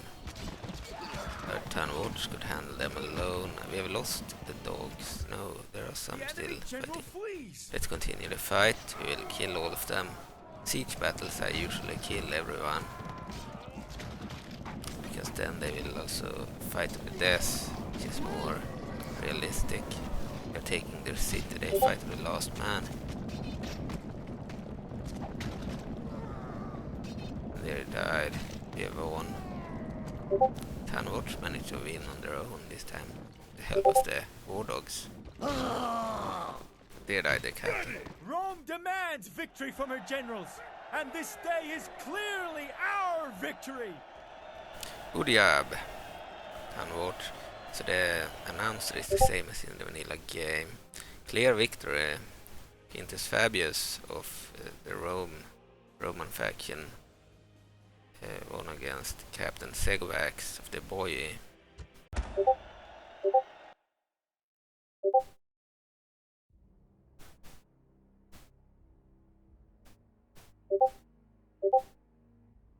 Yeah, I think it would be better to play on the other computer. So I will do that in the next episode, and then still stream on this one and record on this one. But I will use the other computer's keyboard and mouse, and I will still use the same headset as I do now. I just need to move the cable a bit so that it can be used when using the other computer. I believe it will be better because then I can read all the text. I had no problem reading the text when I used the other computer yesterday.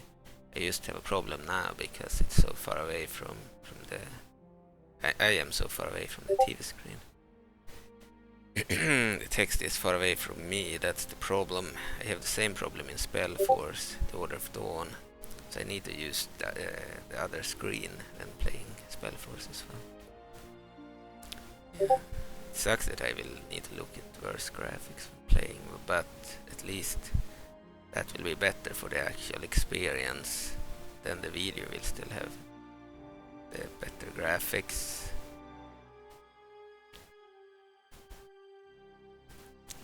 I was happy with the game in this battle. I don't know how a large battle between two huge armies would be. It would lag a lot or not. We'll see.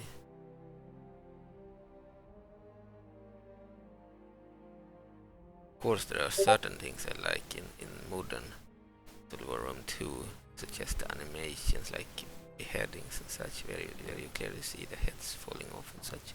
There are other things I don't like that changes to have battles work and such. There are some improvements like animations, but also some things that they shouldn't have changed in my opinion. Let's just exterminate this town.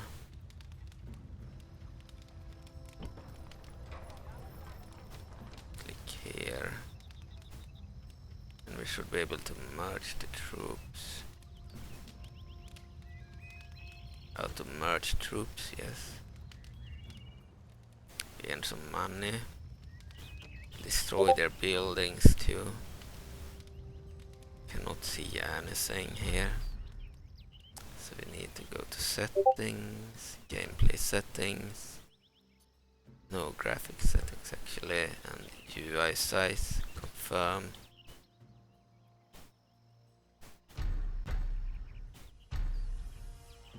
There is a slight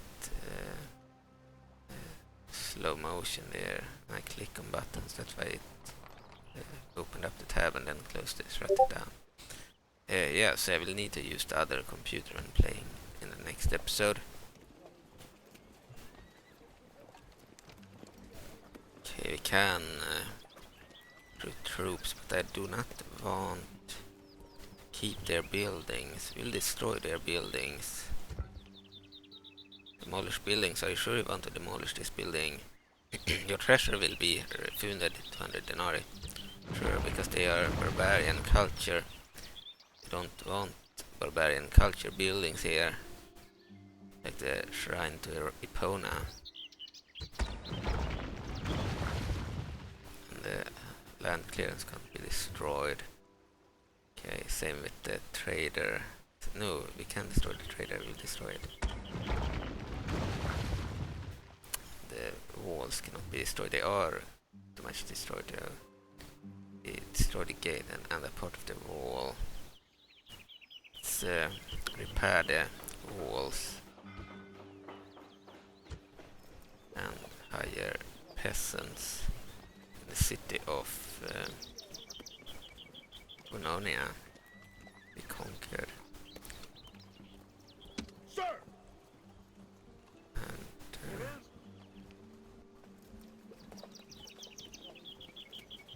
could move over here. Forward!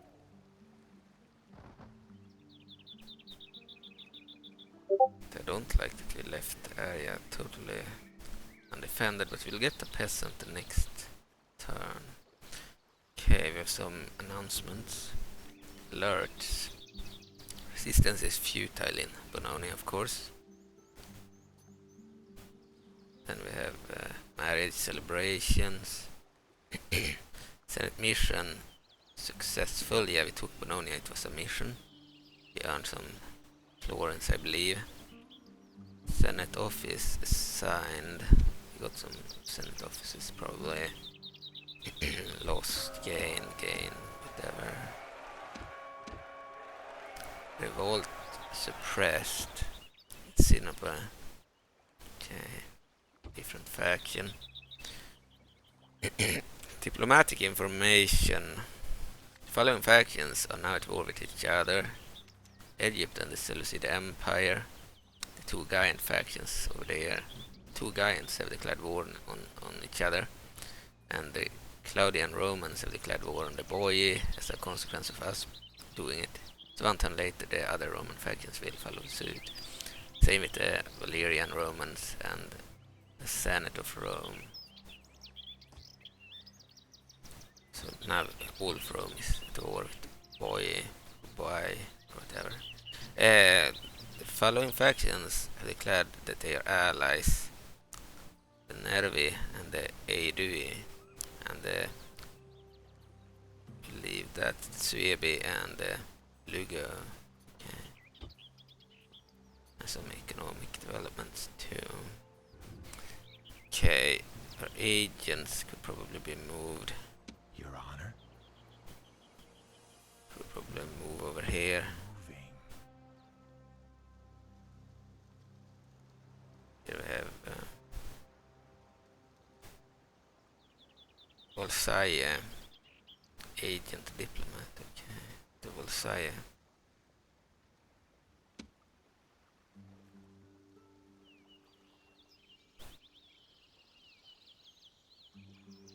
I don't know where my diplomat is.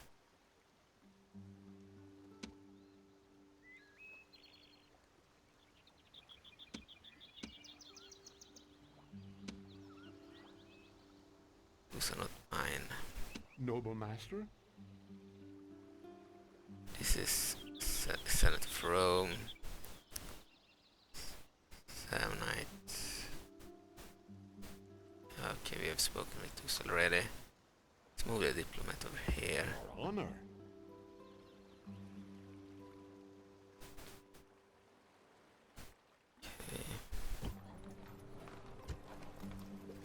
Recruit a new town watch in Arminum and in Narnia. Can now go for the practice range. It will allow us to recruit bowmen or archers, and we can get more troops. I believe we'll go for a new unit of war dogs. I think could be good. Can merge with the other one. Okay, let's end the turn.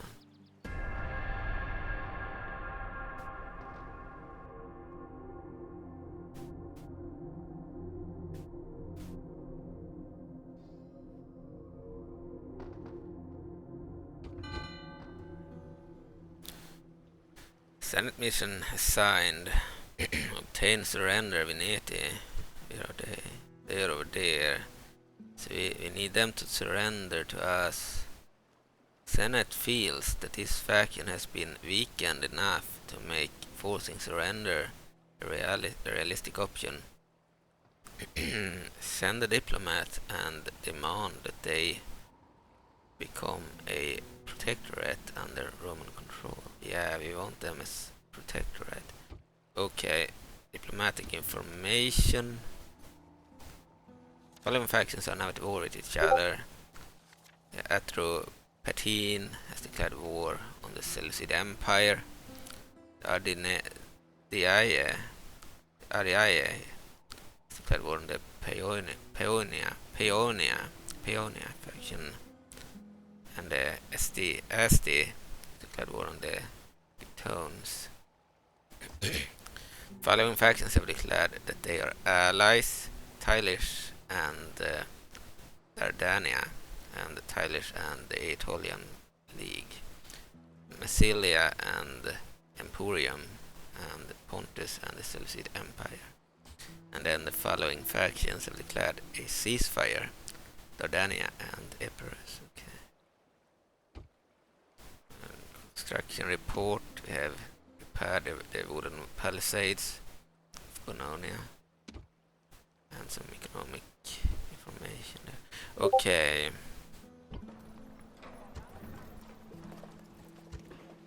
Can construct barracks in Bononia. We'll do that. In Herminum, can go for some troops. Can hire another town watch unit there. We are still hiring and constructing in Narnia. Okay. Town watch can be moved. Narnia.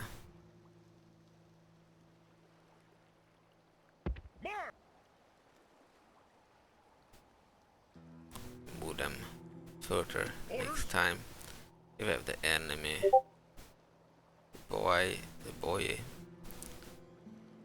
Don't want to attack them. We wanted to attack a new area. We could probably move the army towards that other faction. Onward. Move a unit of town watch there. Couldn't move this turn. Okay. Our agents. I believe the spy could be moved back now. I want to spy closer to Rome Sir, and speak to Massilia. shall speak with them at once. Ask for trade rights. A most generous proposal. Accepted, good. Without Move back the delay. diplomat as well. And end the turn.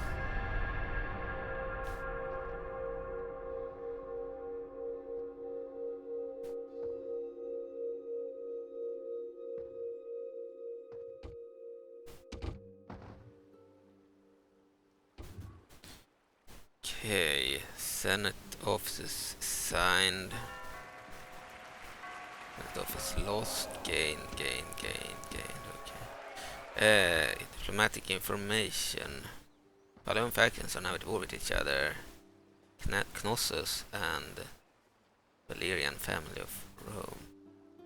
The Venetii and the Repi. Okay, and the Claudian family of Rome has declared war on Epirus, the Greek state, and the Barbarian faction has also done that. Then we have the following factions have broken their alliances: Pergamon and the Seleucid Empire. The following factions have declared that they are allies: Sardinia and the Aetolian League, which is, I believe, a Greek league. Then we have the Turdetani and the Galaki, Armenia and Colchis, I believe, Armenia and Parthia, and the Iceni and the Brigantes. Okay, the following factions have declared a ceasefire: the Seleucid Empire and Nabatea. The Arabians, pretty much. Okay. So we'll move our agents. Your honor. Diplomat needs to speak to these guys. We need to also put some pressure on them. The army. Town watch, we could use it there. Boii still had an army. We could attack. Your honor. On my way. Spy is needed over here now. Subras has an army over there. Okay. Let's check recruitment and construction. Town watch would be good. Can't build anything there. Still constructing. We could go for another fight unit here, maybe. Another cavalry unit would be good. Actually, I might want to move the town watch over here. And then we will out to merge if we can. Couldn't, okay. Information. Transgressions. Venetii, of course. Diplomatic information. We already checked that. Finished recruitment of a war dog unit in Narnia and a town watch unit in Ariminum. Trade increase, Quintus Fabius, okay. Office of Aedile. Okay. And then end of turn report. I think we can end the turn. It's nice that the turns are very fast, despite having like 180 factions. It still has about the same time as other mods that for Medieval 2 that has way less way fewer factions. Okay, faction destroyed.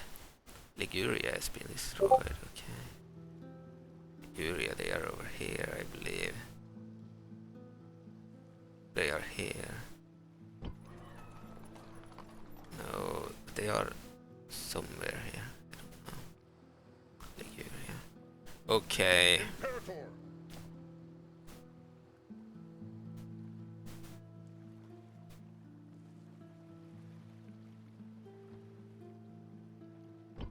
Yes.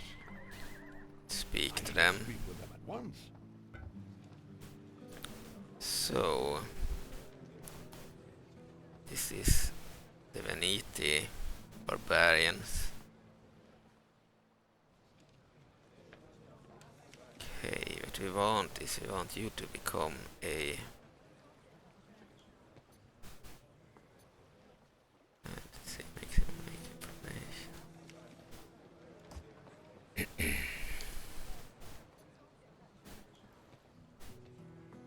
Can't force them to become vassal without first being at war with them, unfortunately. So we need to put some pressure on them. Engage the enemy. We declare war. Besieging settlements, sir. Okay, we will siege them, Settlement under build some siege, rams. We check the information. War. So the Fabian Romans have declared war on the Venetii. Okay, revolt suppressed in Liguria. Diplomatic, new family member, okay. Julianus Fabius. Construction completed. So have a new practice range in Narnia and a new barracks in Bononia. And the economic information. Let's stop the siege and speak to them again. Your Honor, I shall. Be quick. Now we should be Our able patience is limited. to ask for them to become our vassal. Attack faction, make single payment. Regular tribute, map information. Start war. Attack faction, ceasefire.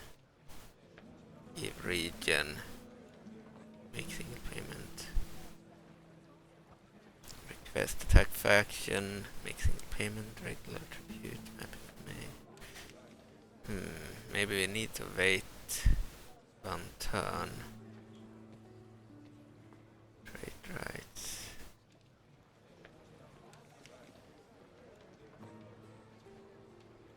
This won't complete the mission. We need them to not be an ally but a vassal. So we need also probably maintain the siege for at least one turn. Settlement under siege, sir! Okay, in Narnia we can hire some new troops. Have access to Samnite mercenaries. We'll go for one of them. As that will be recruited later. Imperator. March! Okay, we'll move some troops Sir! to the army. Move out!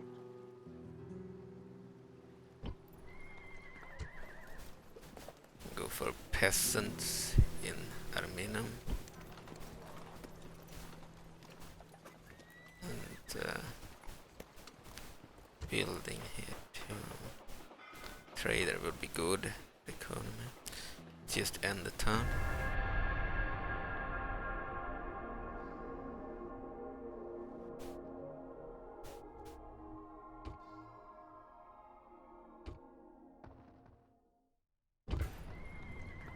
Faction destroyed. The Achaean League, so one of the Greek factions have been destroyed. The Gutones have been destroyed too.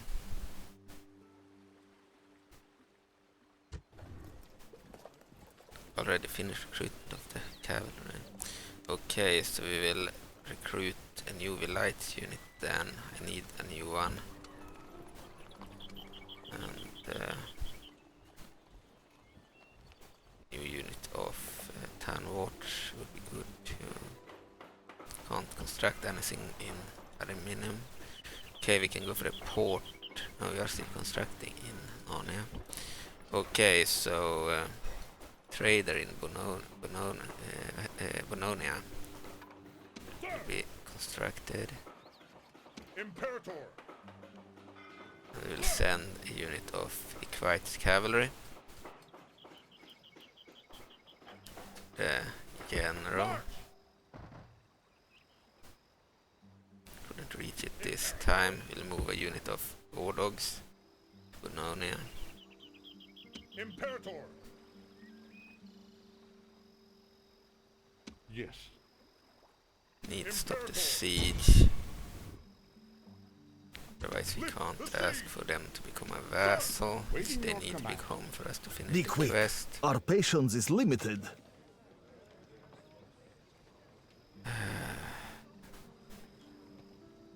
Don't know how to do it. Ceasefire, attack faction, give region, make payment, regular tribute, map information, request attack faction, make single payment, regular tribute, map information. So for some reason the button to ask for them to become a protectorate is missing. It's supposed to be in this area whenever you attack the faction in vanilla Rome and in medieval 2, you would get that option.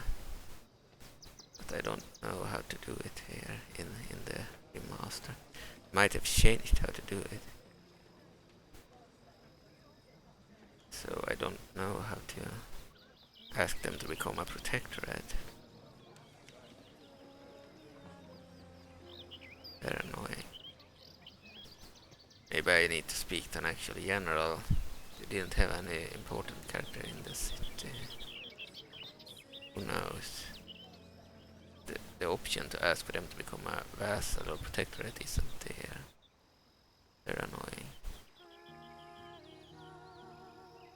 Move out! Joining the Imperator! troops. Joining forces! Okay.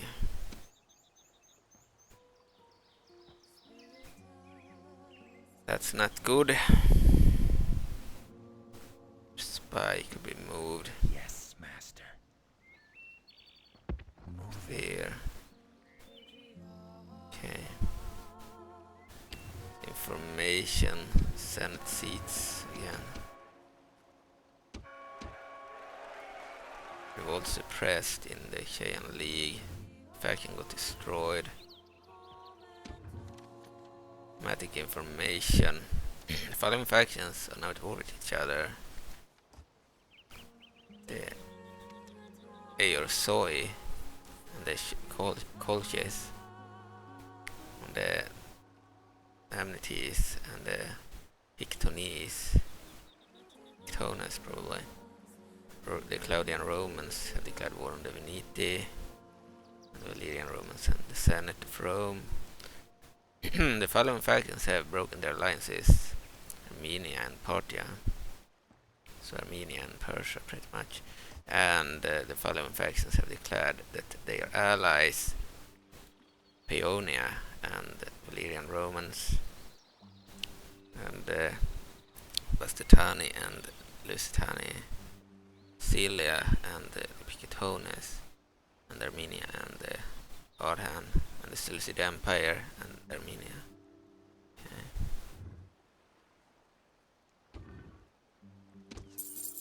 Okay, economic information. We finished recruitment of Samnite mercenaries and peasants in Narnia and Arminium, respectively. Can move the troops.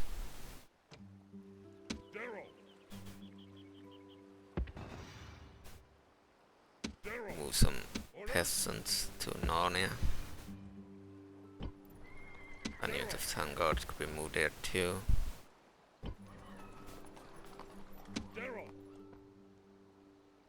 The mercenaries could move towards the army.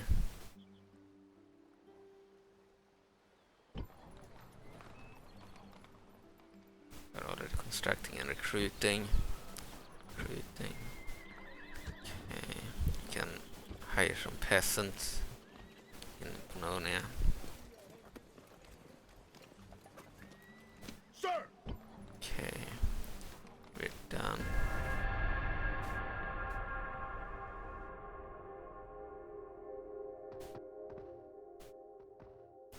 Let's skip the mission. I have to use the attack. Imperator! Take the area. Sir! Awaiting your Diplomat command. moved in for some Lead the reason. army. Your honor. Be quick. Our patience is limited. Attribute faction. Very weird.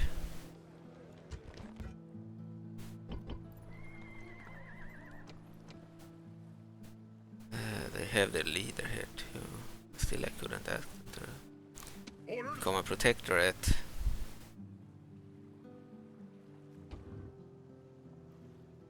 Okay, diplomatic information. Following factions are now at war with each other. Bithynia and the Seleucid Empire, Mauri and the Mycenae. Mauri might actually be Indians. The RDIA, the Macedon faction, Lusitani and the Kasetani and Temeria and Aursol. Okay. We have a trader in Narnia and some economic information. Screw it, we will just attack you guys. Besieging settlement, sir. Siege. Settlement Maintain under siege, siege, attack sir. next time. They have a large town. It will be the first large town we take. We took a town the last time. By the way, we should be able to watch cities in civilian view.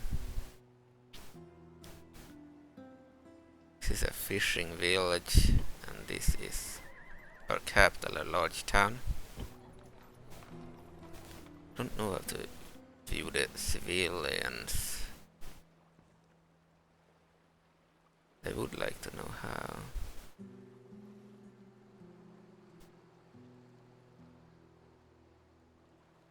House menu. You help in current panel.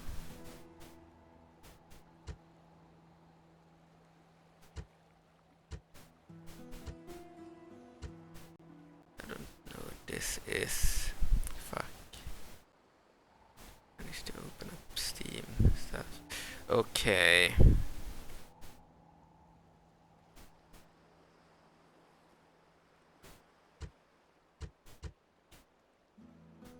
Okay, on escape I remove that.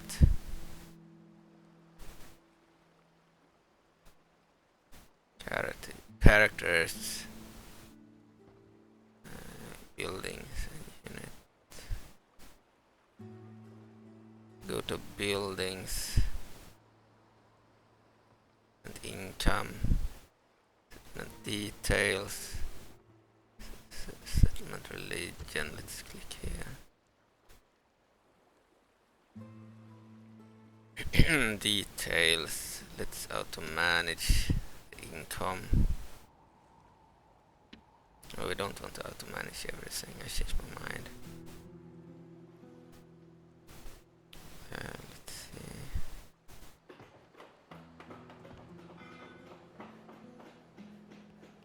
Building browser.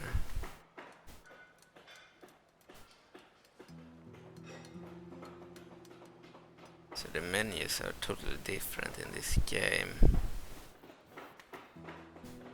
So I have a problem knowing how to look at the civilian view. So in Rome Total War Vanilla you could click on the building browser and then there's a button view settlement in peacetime or something. Where you will be able to view the city with civilians walking around and such. It would be cool to look at that view in Total War Rome Remastered. I know that it exists. There's even a mod that adds more to it, like dogs and soldiers and such, but I don't know how to enable it in this game.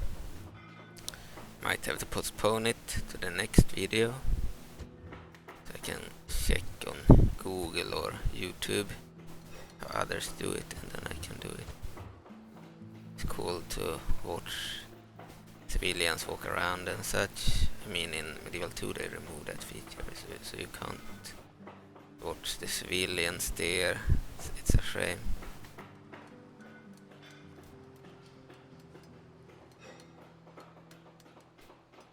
Let's pause the recording. Alright, I'm back. So I took some time off eating, and also I did check this thing. Now I know how to check the civilian view. So this button here, explore settlement on battle map, we'll click that there. We want to view this settlement on the battle map and return to the campaign map at any time. Yes, I do.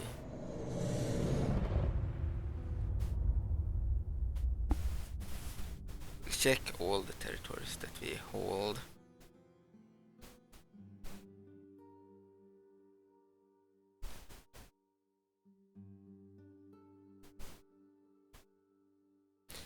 So I could disable the loading. I will pause the recording.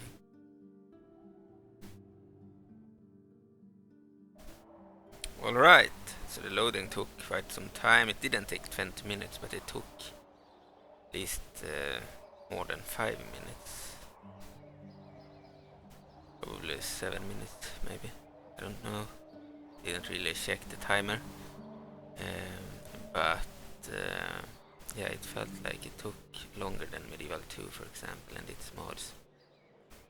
And any vanilla mod for Rome, of course. So yeah, this game still takes a lot longer to load between battles and the map on an ordinary hard drive. I'm using a normal hard drive, I believe, not an SSD drive. You can see the city in peacetime, just like in Vanilla Rome Total War. So this is the city of Arminum, I believe. No, this is... might be wrong here. This could be the town of... the large town of Arminum. No, large town of Narnia, actually. This might be the large town of Narnia, Roman town. Okay, but otherwise it's the village of Arminum. No, this is a large town, I'm pretty sure. It's a large town of the Romans. I don't know the difference between this and the town that we took. It has the same type of wall. Palisade. Wooden wall. Some towers.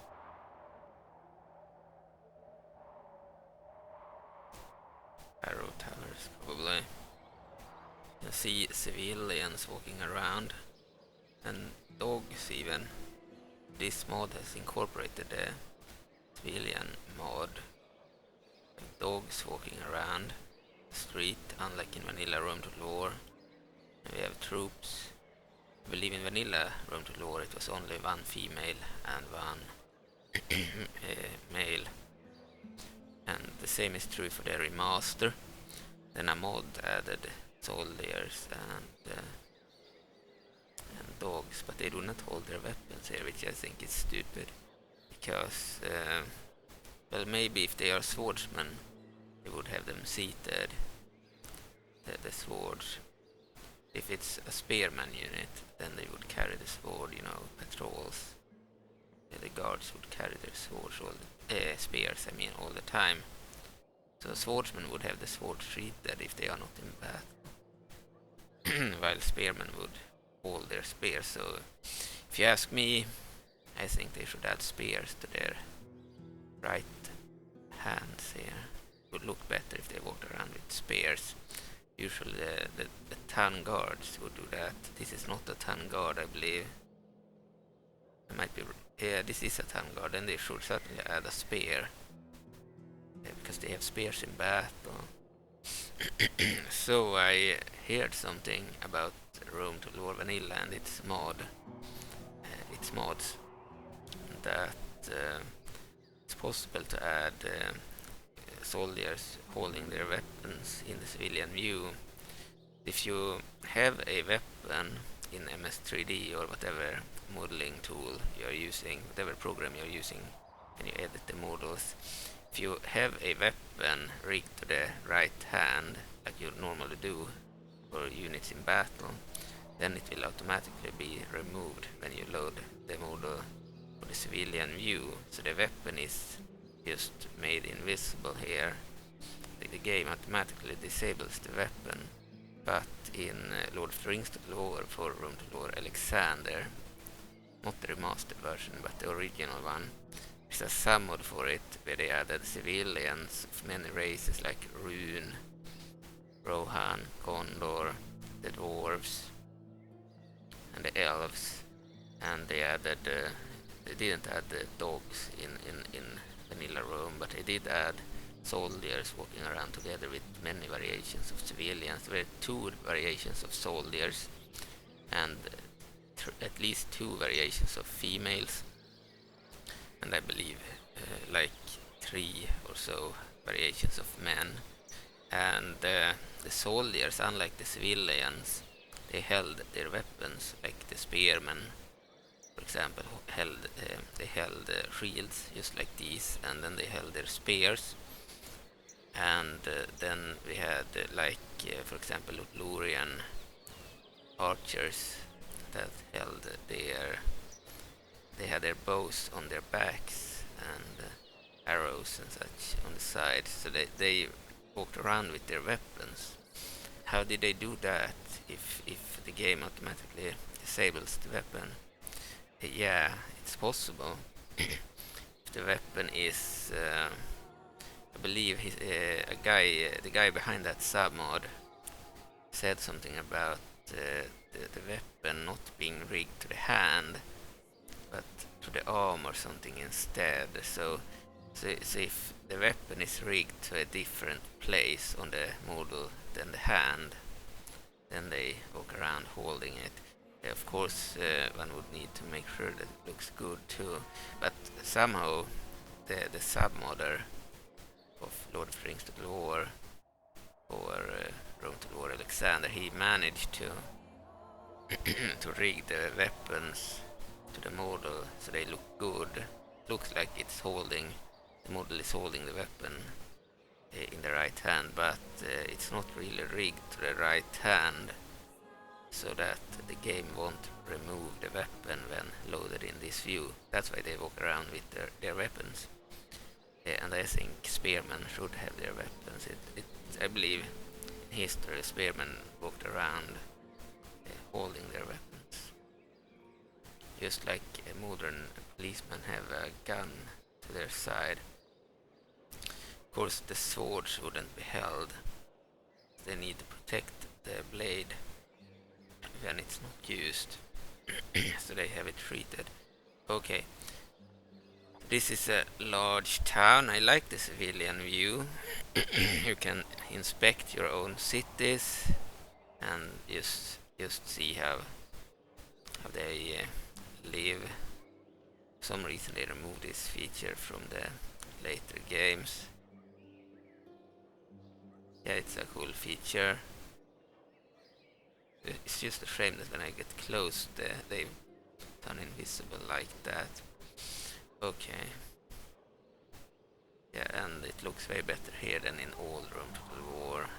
Graphics are much better, the settlements and the buildings, etc. They are much improved. Of course, it's the same art style, but the models are new. This building, for example, is not the old building used in the vanilla game. They have new models with the same aesthetic as the old. Same with the humans. They are similar to old, but they are more modern here.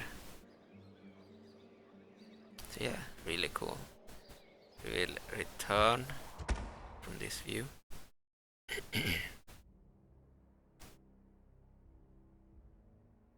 It's possible to add weapons to the civilians as long as the weapon is rigged to a different part of the model than the right hand,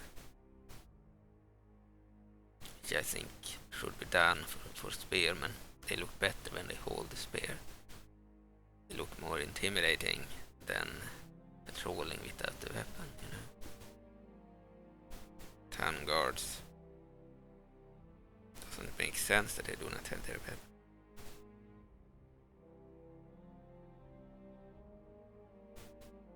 Of course, for civilians, I believe it makes sense, and I believe that's the original reason why the weapons got removed. They took probably a peasant or something, and then when the weapon is removed, it becomes a civilian.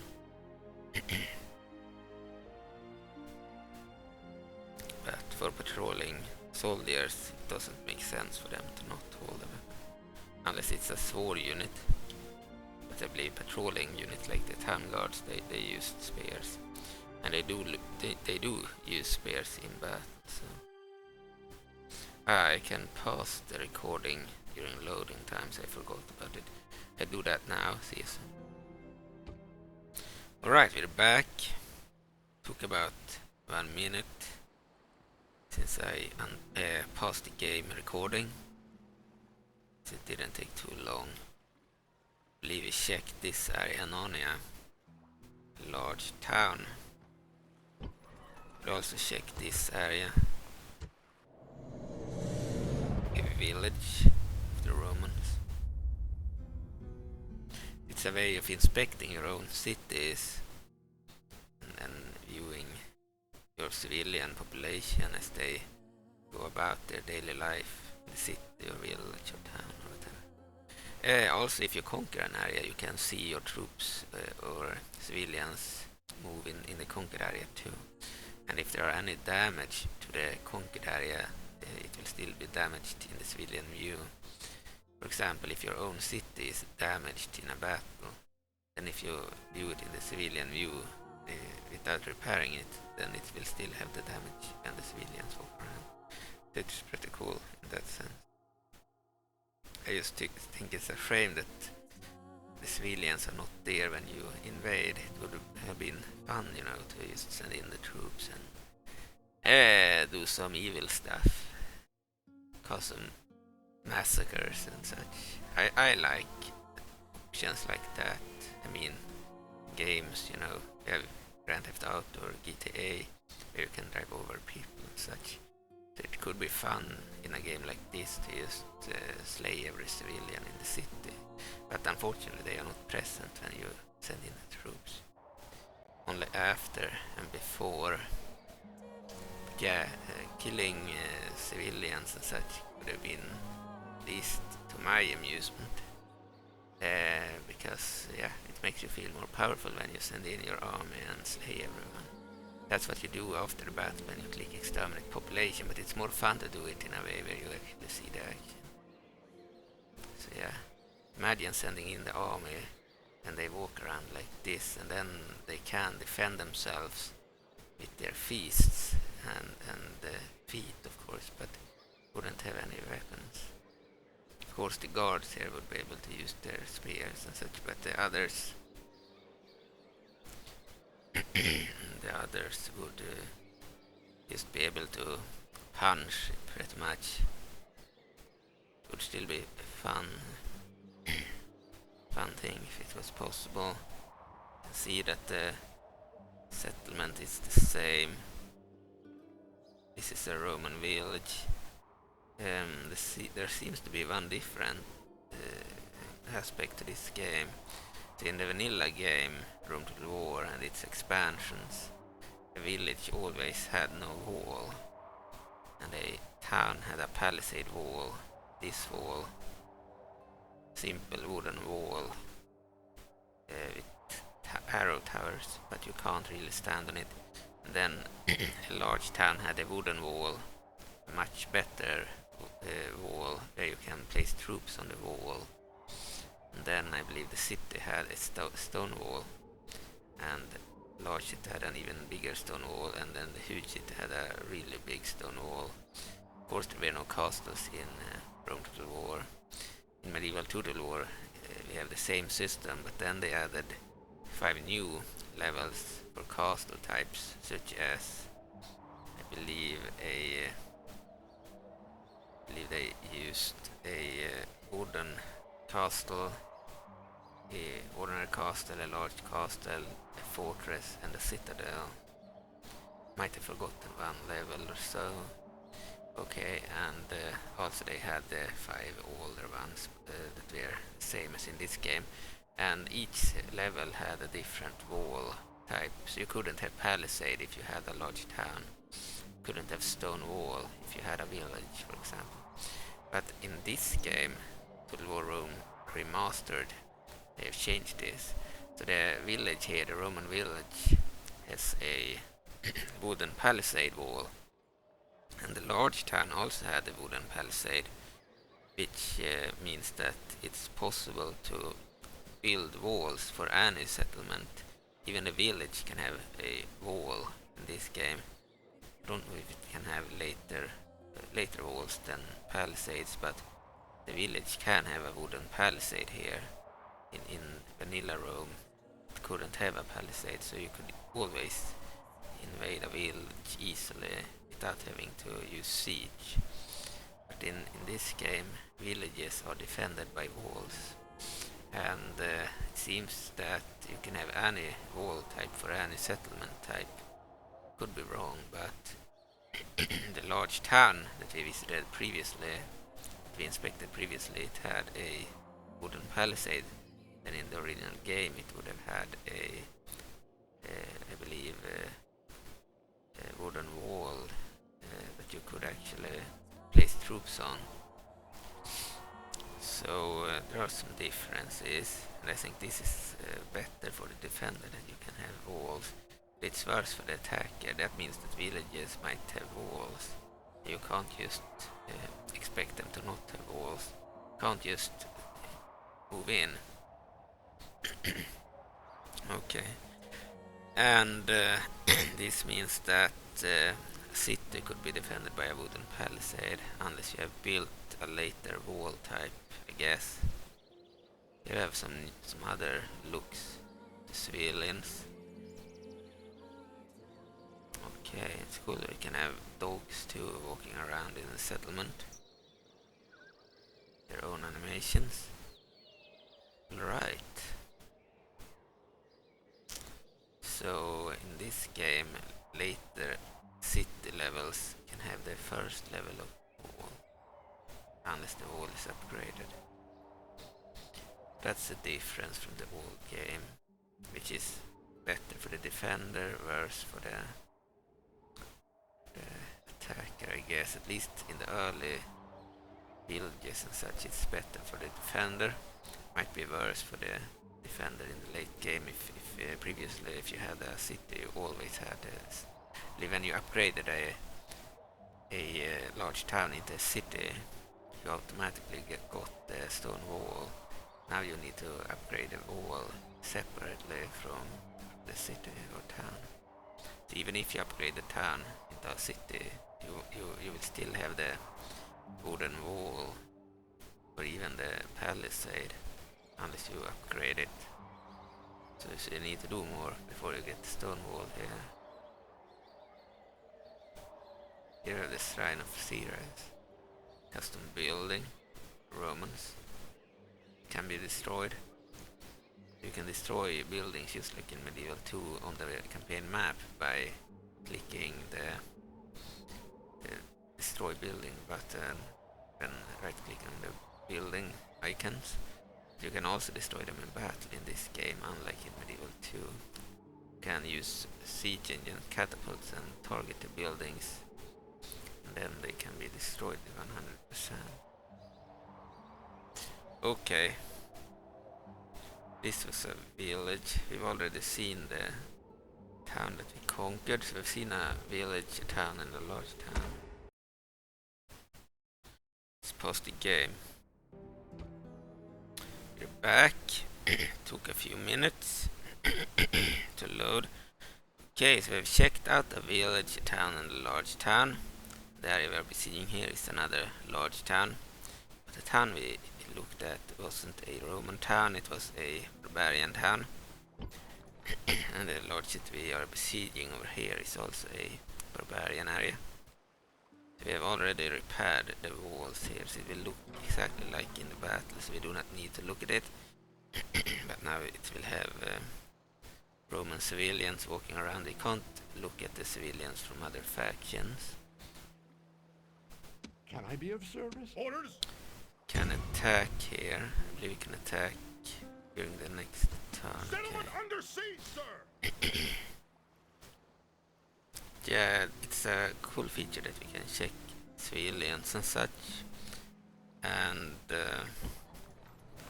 yeah, a large town can have a wooden palisade in this game, which means we need to upgrade the walls, otherwise we won't get the better walls.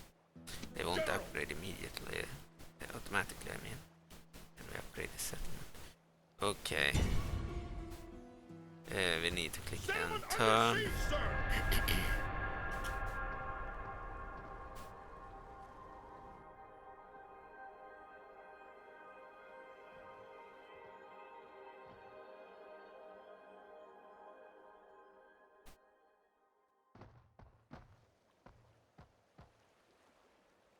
Need to have sent a diplomat. Let us now talk Colonia. reasonably. You want a ceasefire?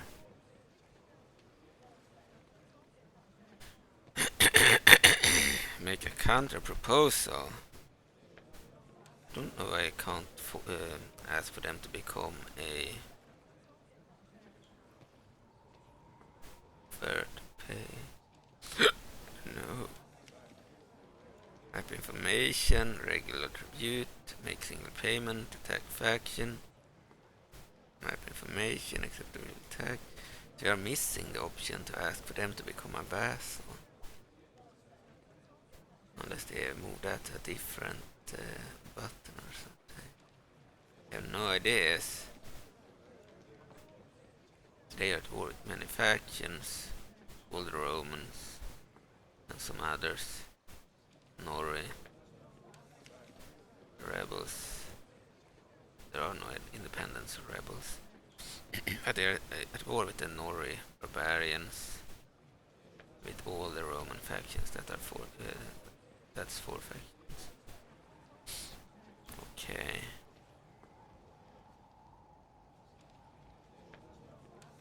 Relationship at war for 2 turns. Nothing to click on.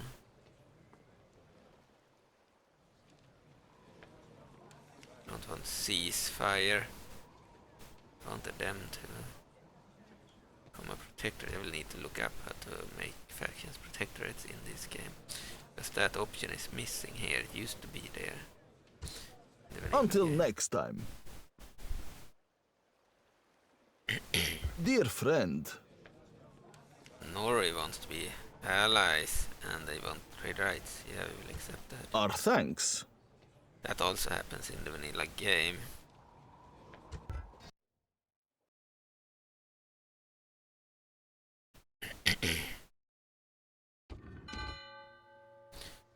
Okay. Senate offices signed and lost, gained, and some other matters. Coming of age, diplomatic information. Following factions have declared that they are allies. The Kartli Georgians and Atropatene, and also the Turdetani and the Extertani become allies, the Norway and the Fabian Romans, which is our faction.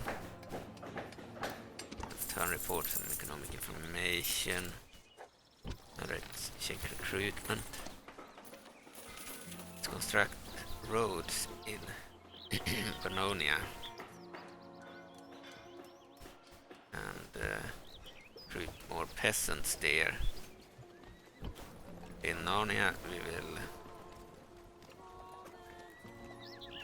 check, maybe I want another Vilite unit.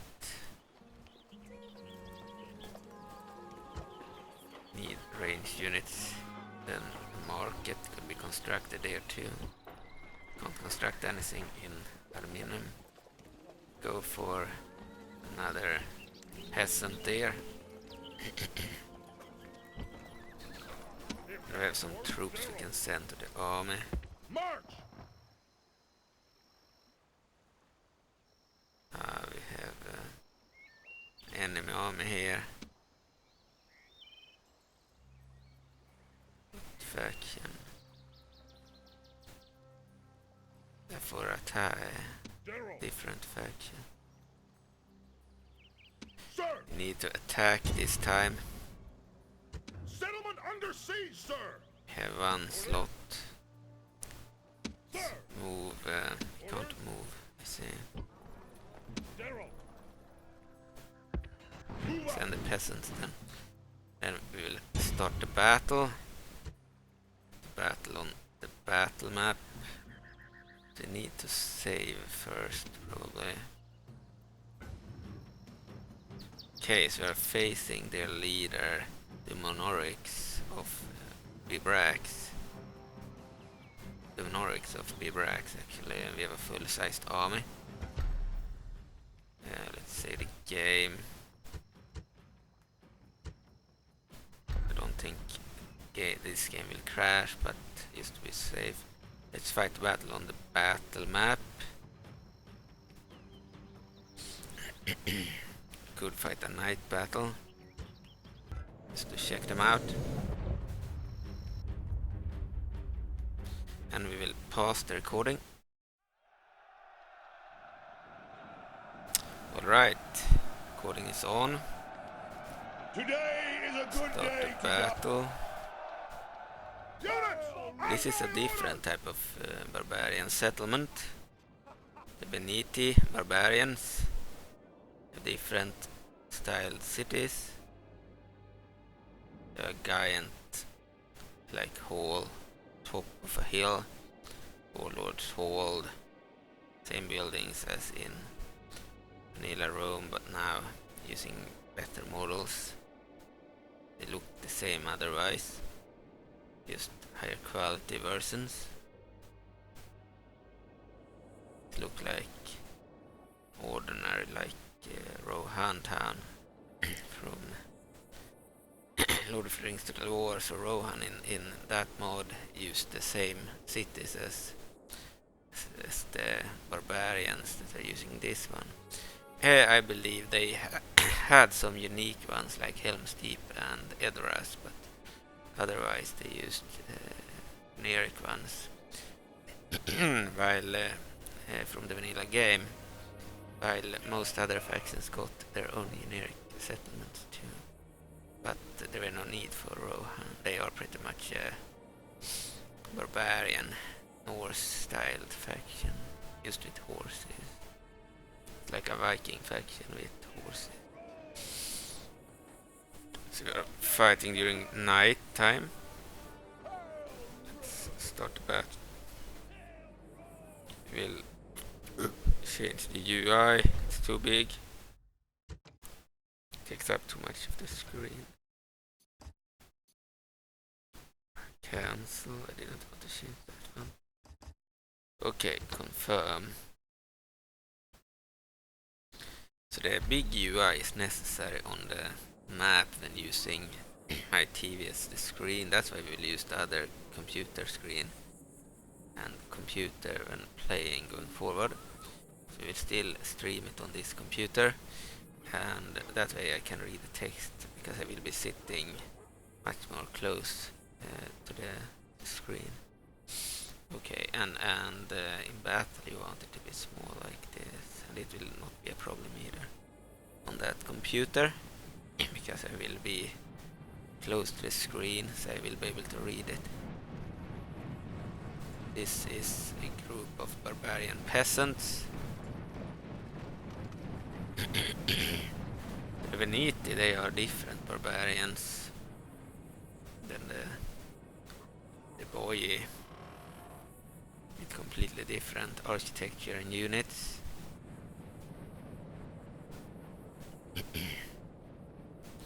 Should have 2 rams.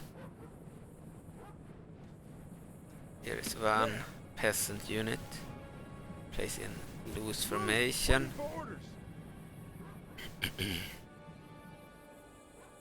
Then we will attack the walls.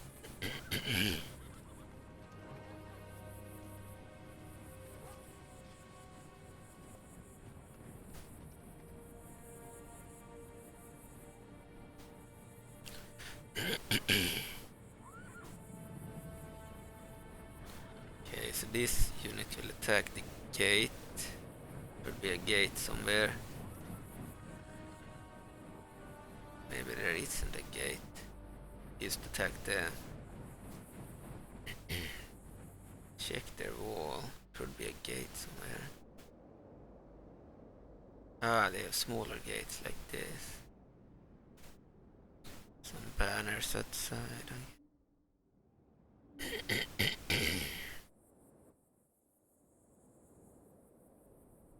And we will attack the gate. We can find it.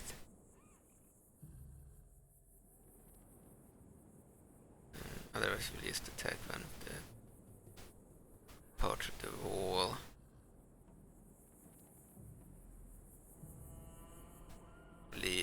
vanilla room to load every gate on every side of the wall.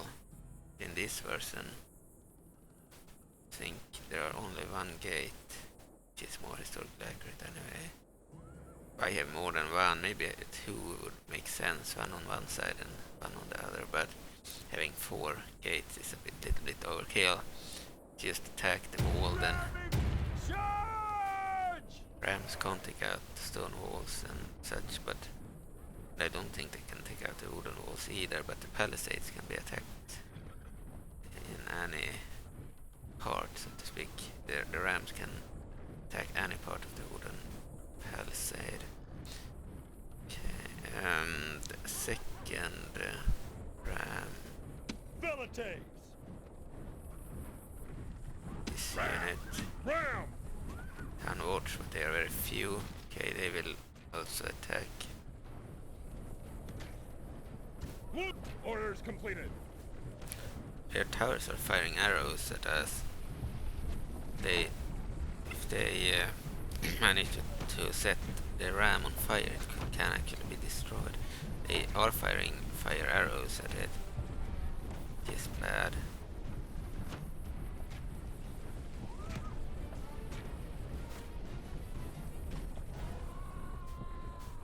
Ramming position! We're being attacked!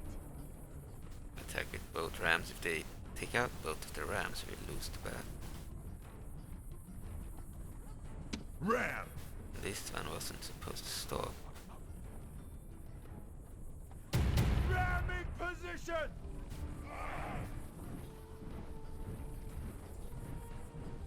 If they somehow attack the same part of the wall, one of them will stop.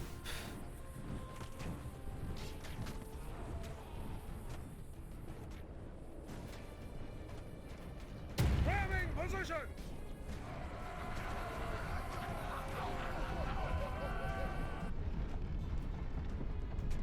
Peasants will be sacrificed in this battle Our too. soldiers are at the walls! Now they must batter a way through!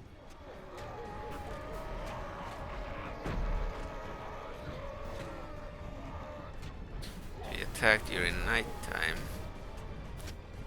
it's less demanding on the computer. Not here. They're attacking us! Sunlight makes it slightly worse. Darker the better for lag, I believe. You have their captain. It's their leader, actually. This is the bodyguard. Barbarian warriors. Might be the bodyguard. The leader.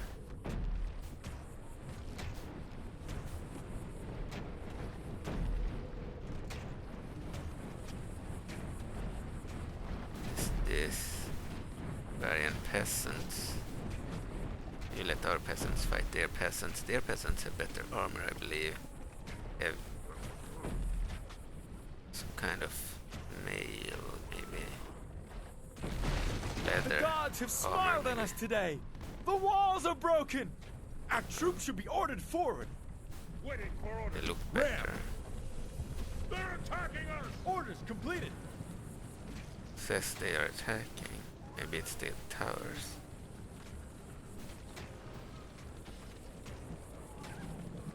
Peasants! Just Attack! attack, guys! Hurry up and close formation too. They destroyed this ram. We managed to destroy their gate. We'll attack there. Both troops. And this unit of peasants will joining in too. Let's group them. Venetii! Town watch! Town watch! Town watch! All the town watch should be in the battle too. We'll group Unit! soldiers and order them to attack.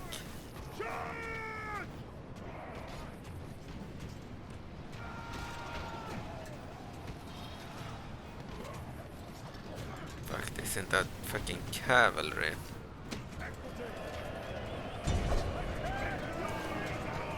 Stop. We will use our general against them.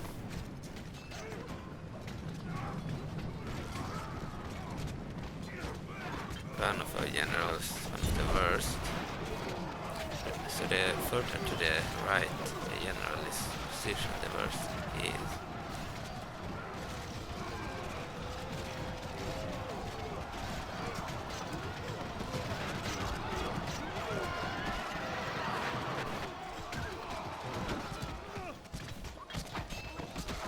Don't let them be the only ones with cavalry in the battle.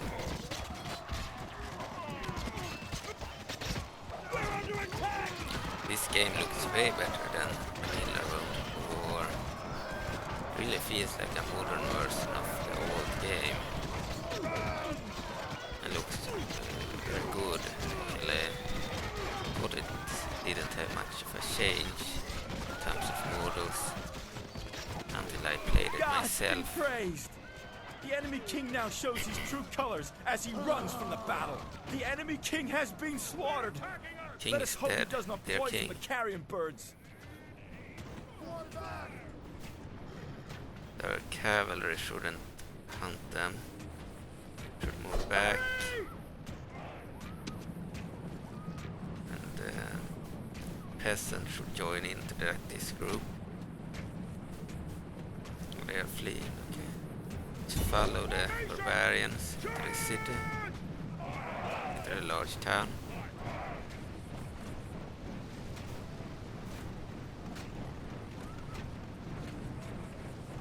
Managed to outpower them with our numbers there.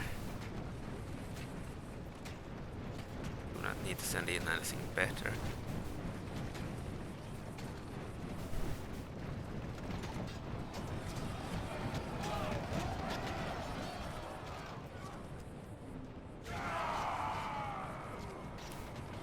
Barbarian peasants, let's attack them immediately.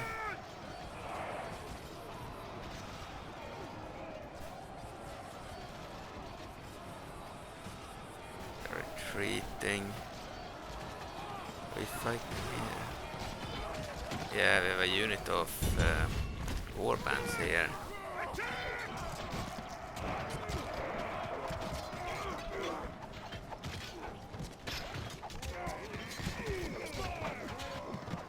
It's annoying with the UI that you can't seem to disable it. We check the options. There is probably a button where we can disable the UI. Okay, good. Now I can enjoy battles better. I don't like the camera, that it becomes a little bit annoying like that sometimes.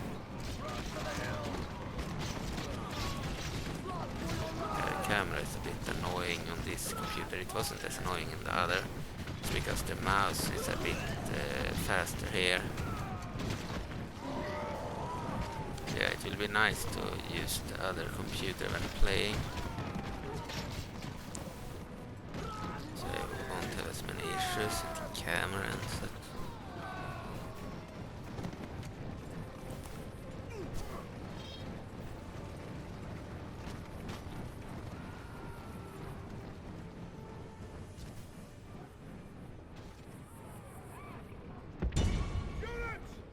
Yeah, they have more of the war bands, I believe. It's really annoying when I try to move the camera. It moves up and down like that.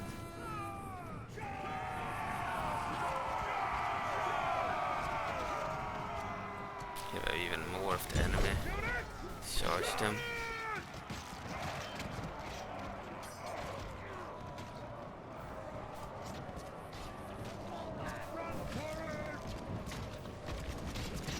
Happening.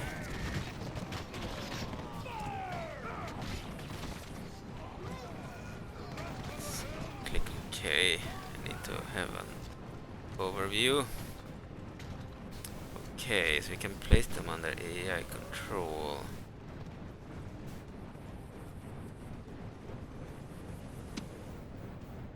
So, and we want to attack their troops. And let them be AI controlled. We can also send a horn with our leader. Now the AI is taking over the control. of the units inside of the large town. We have a building trader. So this is their trader. Custom building.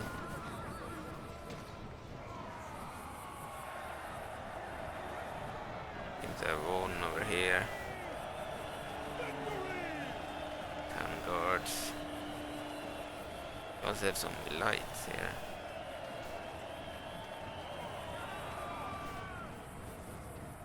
What's happening over here? Trying to hold us back.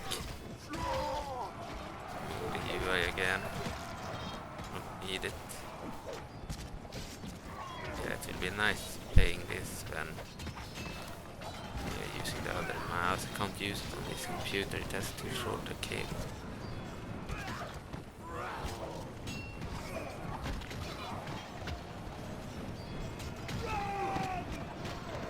This game is like Total War 2, but it's old animations and old gameplay.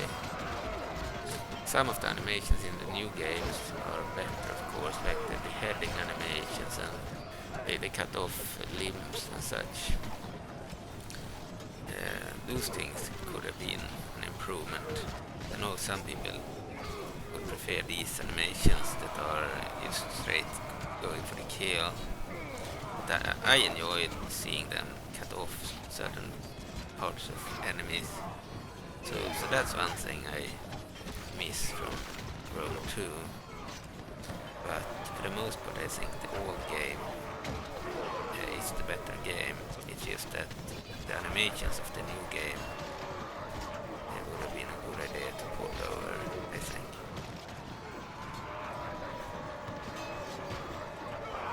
The beheadings and the separation of limbs and such. The animations are much more simple here. They are exactly like in the vanilla game from 2004, with better models that look really good actually.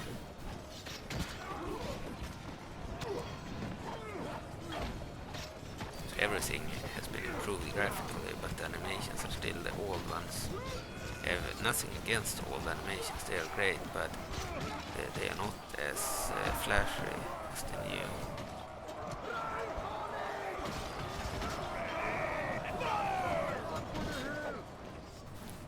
The town guards on here.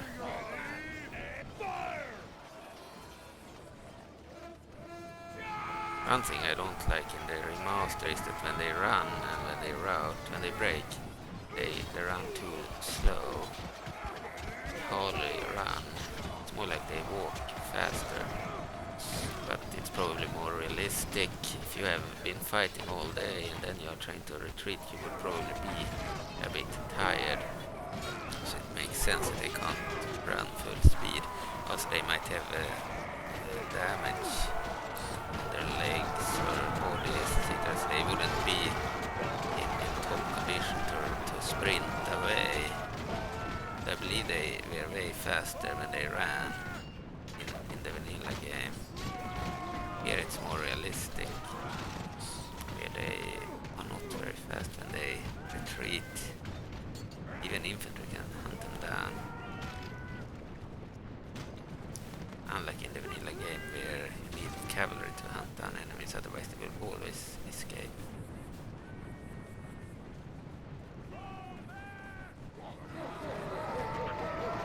They won this entanglement. That's not good. All of my town guards fled.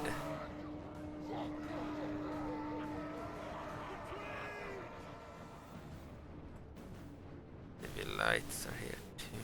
Venetii! Place them in loose formation.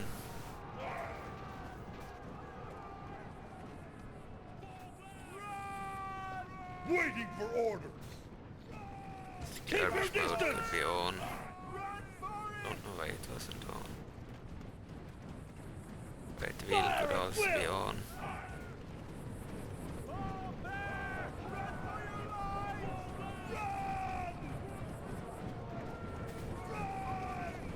Yeah, it's really immersive.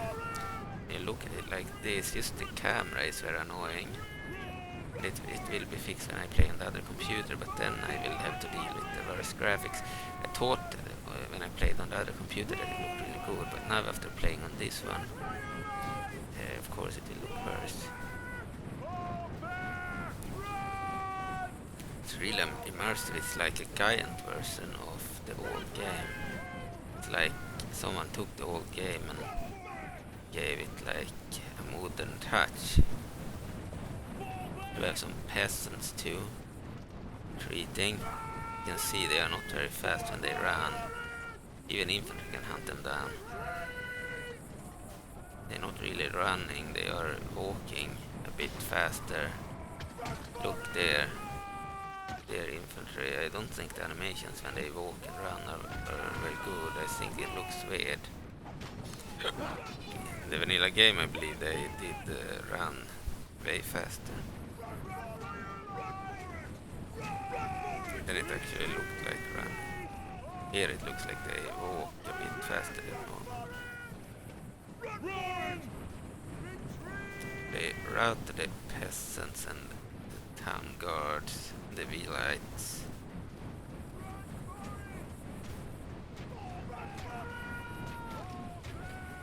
We have our soldiers and our war dogs. See, we do not have that many war dogs. We'll send them in first before sending in anything else.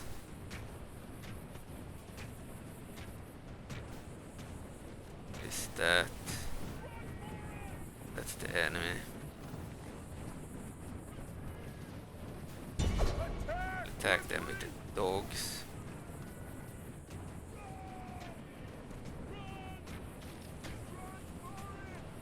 Or peasants. They should return to battle if they can.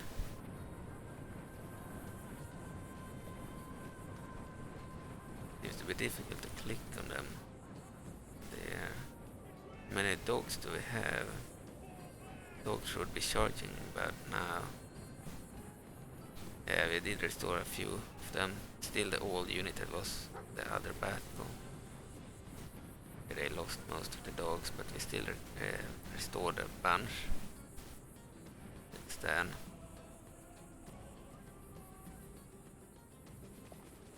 Dogs are way more effective than the other starting units. They will win this battle, no doubt.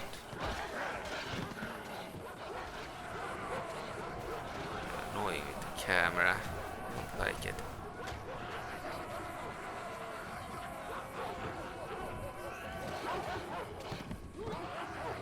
They will kill all of those warriors, warbands. You can see they can hardly run away from the dogs. They were faster in the vanilla game, but they still wouldn't have been able to outrun the dogs, of course. There are dogs in the vanilla game too.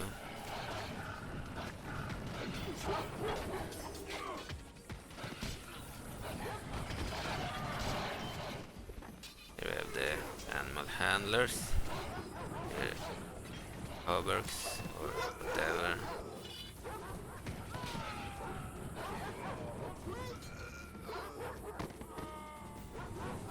Let this unit take care of the enemy. Die trying before sending in any basic stuff again.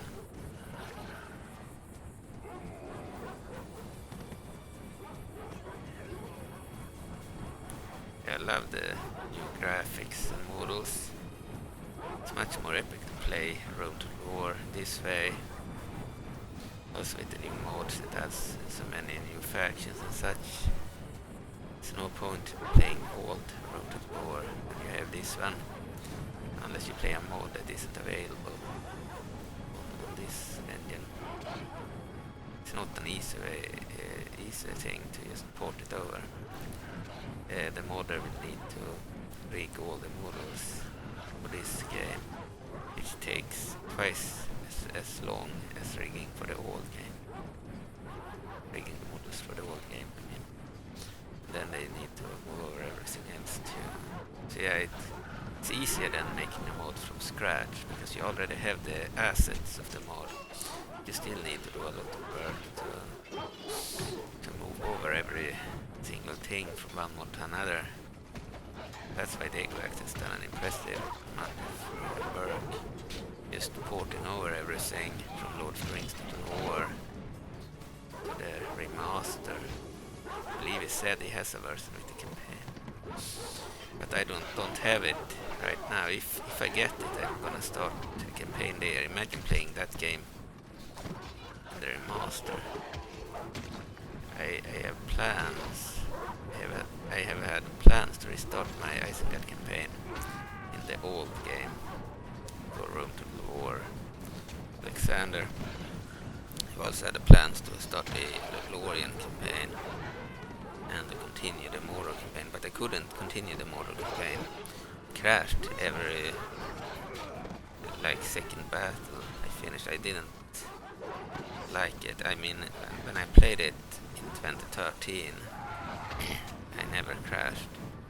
When I play it now, for some reason, even after reinstalling everything, the game just CTD after every second battle. Like you play a battle and it doesn't CTD, and you play another and it doesn't CTD. Then you play one and it's CTD, and then you restart it and you play again and it's CTD again. And such, it's very annoying. I don't like having to replay battles. I didn't have to do that in the past.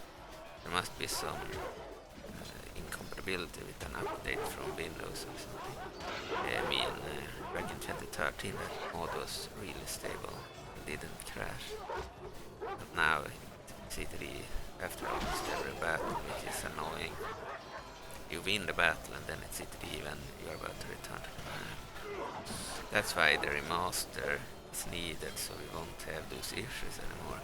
And the remaster will also have all the expanded features that aren't in the old game, and the new graphics and such. Even if the models are the same old, but I believe Degwax have remade certain bits of the models, like their faces and such, so there will be some variation. In all Rome to the War and its expansions, there were no variations between units. You could only use one model per unit, so every Barbarian in this unit will look the same. You wouldn't have different looks for them. But in the Remaster you can have different faces, different bodies and such. So because of this, of course, Degwax at first ported the old models, then he edited them, so he has added different faces and different details, which is good, but not really necessary. I believe he is going to do a touch up on the models. They want all like clones, which I think is good. Then okay, so if I get that version of the mod, I will either play Isengard or the Lothlorien faction. And as soon as I get that, I believe the Mordor campaign will be ended. It might already be ended because it crashed too much when I tried to continue it.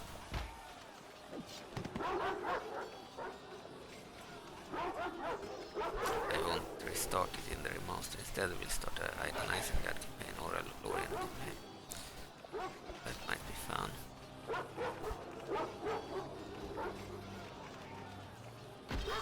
And we would be able to see the Lord of the Rings troops in zoomed in view like this, which is pretty cool.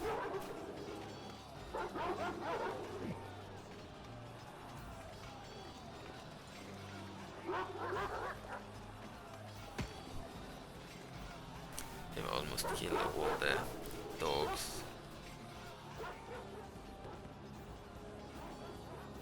We want to send in some other troops. We'll send in the peasants again.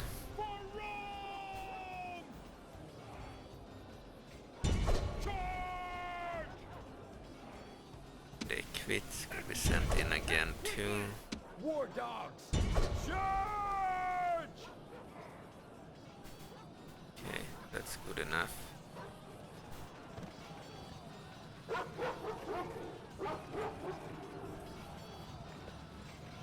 if the dogs are still fighting the war dogs.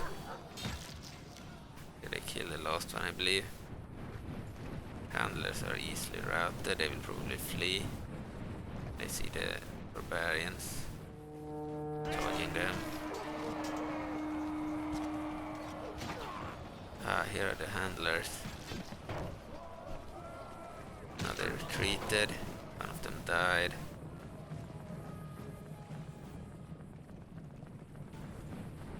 So Rome is far from a powerhouse in the beginning of the game. Together with the other three factions they are pretty strong, but alone the Fabian family is not that strong. Only 2 regions. So it will take a while to build up Rome in this mod. Because of all the other factions it will take longer, I believe. Then in Belamundi they have a lot of rebel areas instead. Here Rome started united, I believe, at least all the Roman areas. Oh, we sent in cavalry. I didn't know that. I didn't know that I sent in the cavalry. Like that. Did I really send in the cavalry? Equites! Run! At the double! Move back. Cavalry. Run! Move out of the city.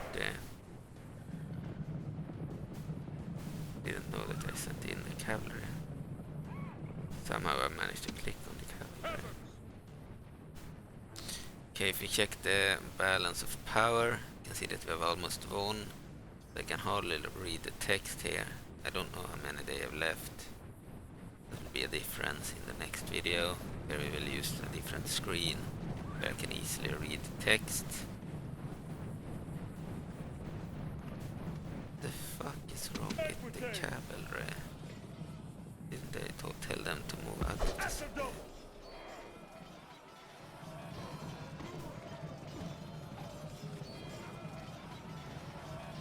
I wanted to spend my shit troops, not the cavalry. Go down there then.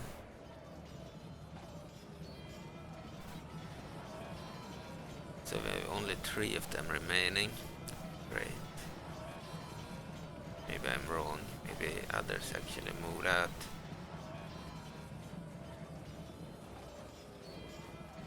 I wanted the peasants to be wasted first.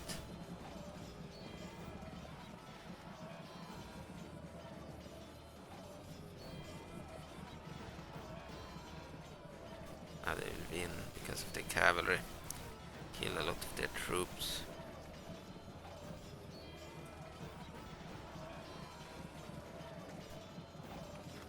With the numbers to win. Split battle is over now.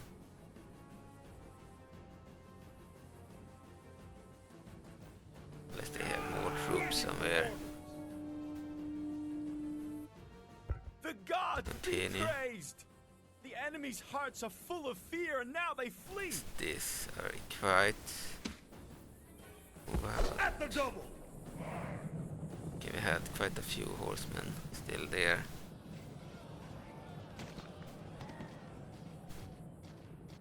They have a few troops, some peasants. 2 peasants versus all of our peasants. No, they had a few more than 2.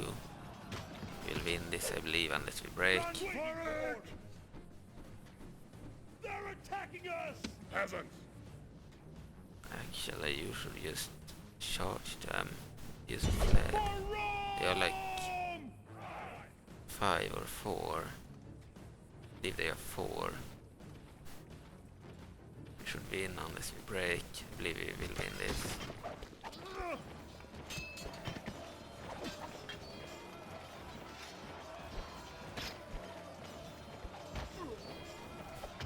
They hold torches to be able to see in the light.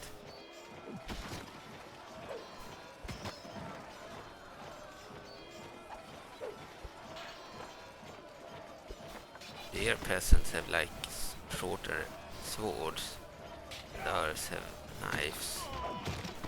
They have the better weapons. They also have like leather armor or cloth armor. Blue leather. They are better armored than the Roman peasants. We have the numbers here, that's why they will lose. Ready. Rome You won. demands victory from her generals, and this day is clearly our victory. We won. Okay. Let's pause the recording until we are back on the map.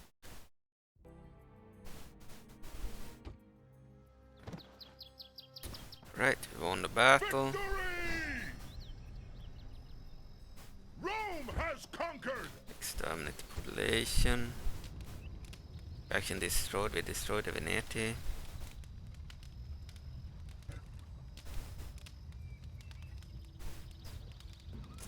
The army can now be auto-merged. Don't want to view the settlement.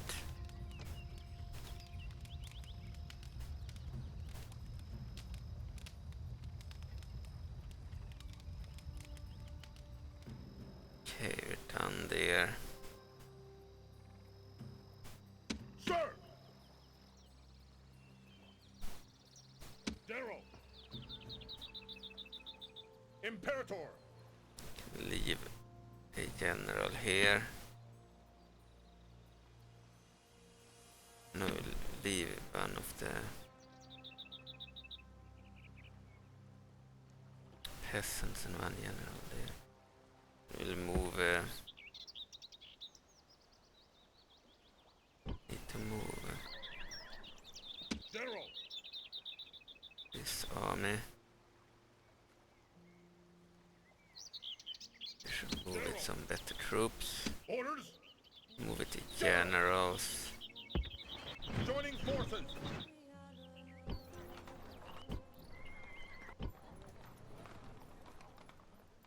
Orders. Sir. Cavalry. Move out. Fights. Orders. Move out. Imperator. Daryl. The staff we could move to. Sir. Imperator. Move out.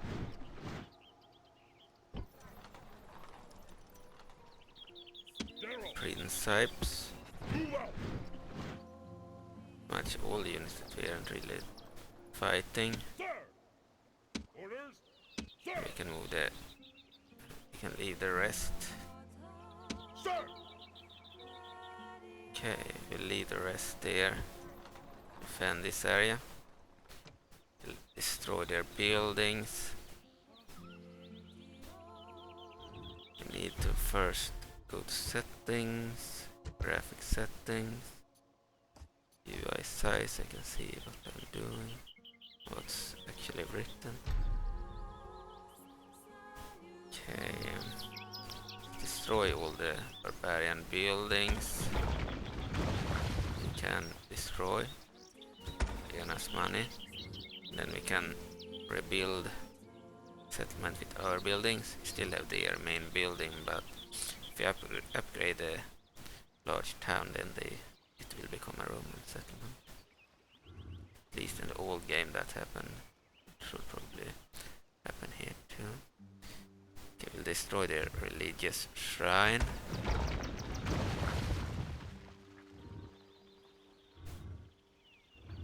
We'll repair the palisade wall.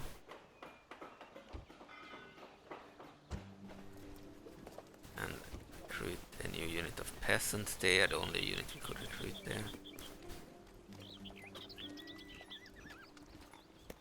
Sir. We have an army here. It's passing in our land. Prepare for battle.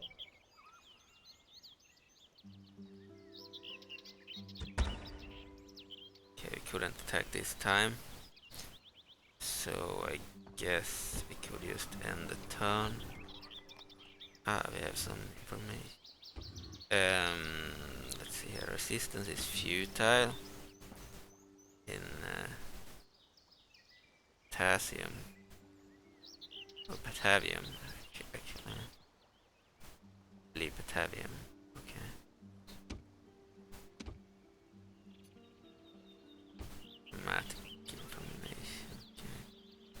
expands. Okay, and the town.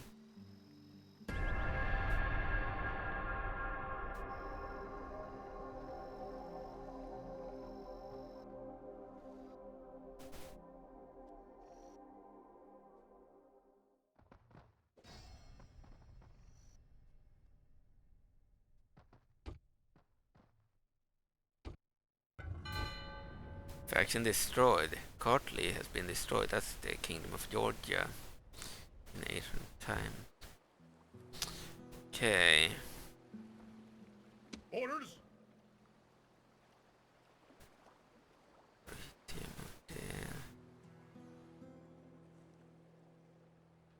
A different faction here.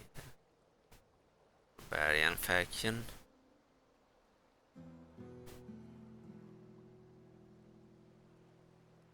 Would like to invade somewhere.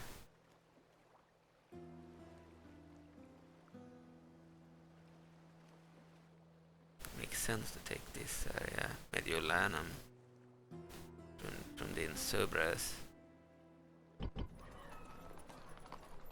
Orders?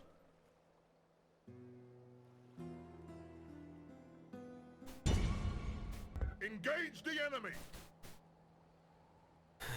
Let's see here. I think we'll attack there too. Besieging settlements, sir! And start constructing rams. We can in later settlements construct ladders and siege towers too. And unlike in Medieval 2, we can also construct these sappers. They are like underground tunnels that will destroy walls. It's a way of ramming the wall. You build this, and then when you start the game, I believe that the wall will be destroyed by a underground tunnel. Okay. Let's maintain the siege. Settlement under siege, sir!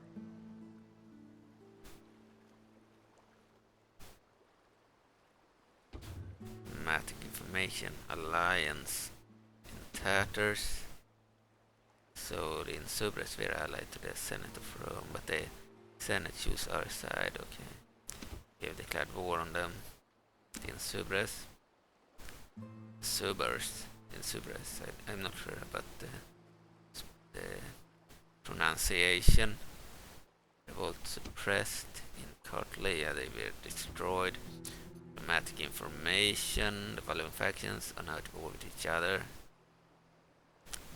Trapezus and Colchians and Rhodes and the Seleucid Empire and the Claudian Roman family and Carthage.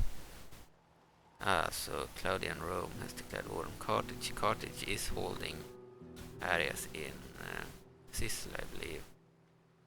May border Claudian family of Rome. I believe there were another faction in Sicily too that they may have destroyed. Okay, the following factions have broken their alliances: Trapezus and Colchis, and the Aetolian League and Dardania, and the Aetolian League and Tylis. Pontus and the Seleucid Empires also broken their alliance. Okay, and the following factions have declared that they are allies: the Turdetani and the Bastetani, and the Edetani and the Ustetani, Carthage and the Mauri, and the Norvi and the Treveri, and the Insubres, and they have declared their allies. So the Insubres and the Senate of Rome are allies again, and Pontus and Bithynia. Okay.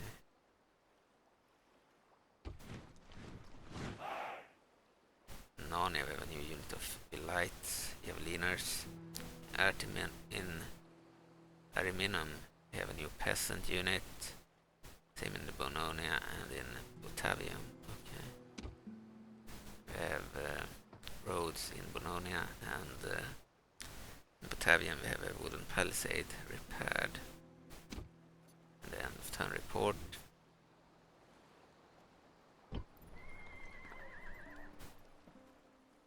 We're constructing market in Narnia.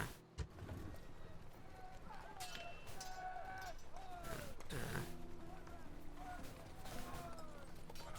could go for another town watch. Same settlement. In Ariminum we can go for a town watch.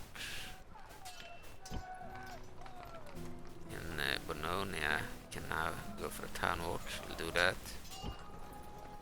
And in Tavium go for peasants. Sir!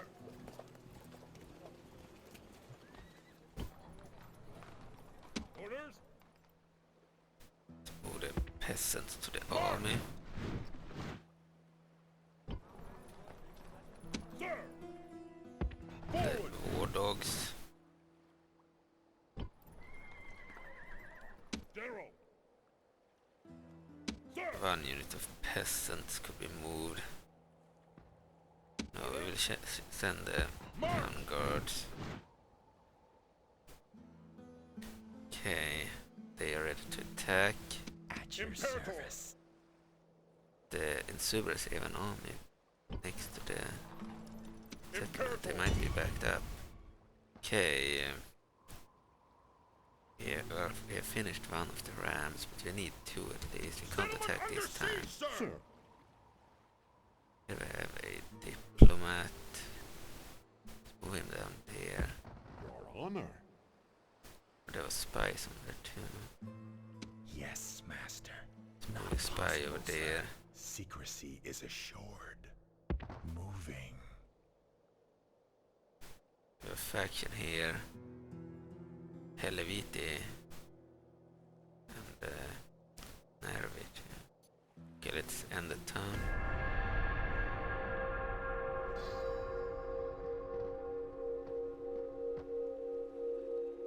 Svebi wants to speak Dear to us. friend, Want an alliance and trade rights.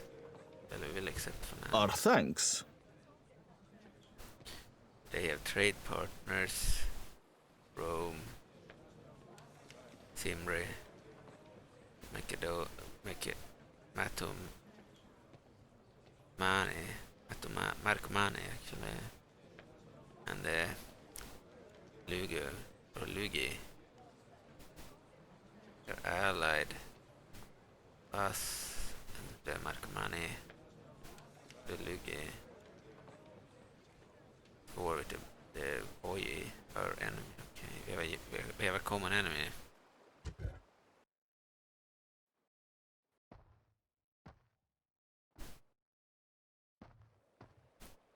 Another diplomat, the Daimatari. Greetings. Want trade rights? Our thanks. We'll give it to them. We're done.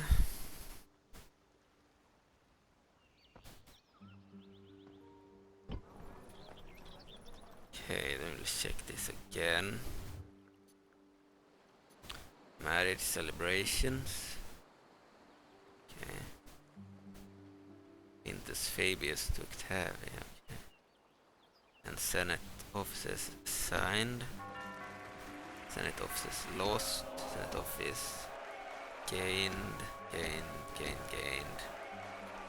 Okay, diplomatic information. The following factions are now at war with each other. Claudian Romans and the Insubres, and the other Romans and the Insubres, because we declared war on them. They followed suit. That's nice that they do that in this game. Following factions have broken their alliances.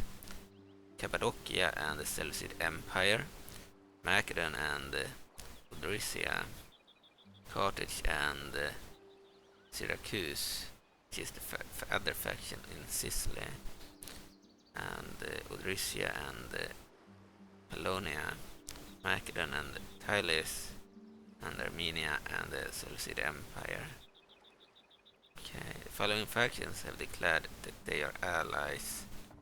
Cappadocia and Galatia and Anaris and the Svebi and the Bastarnaye and the Macedon faction, Freezy and the Nervi, Helvetu and the Nori, Tylis and Macedon and the Ader and the Volcar and the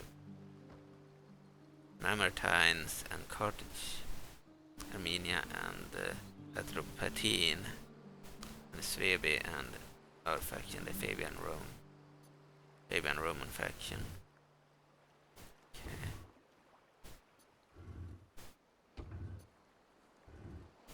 Fuck. I need to click here, recruitment report to finish recruitment of town guards in Ariminum and in Narnia and in Bononia, and then in Batavium we recruited a peasant unit. Okay.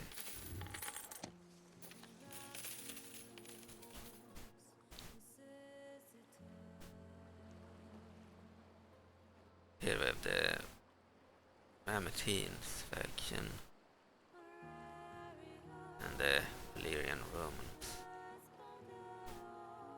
Need to be fighting each other there.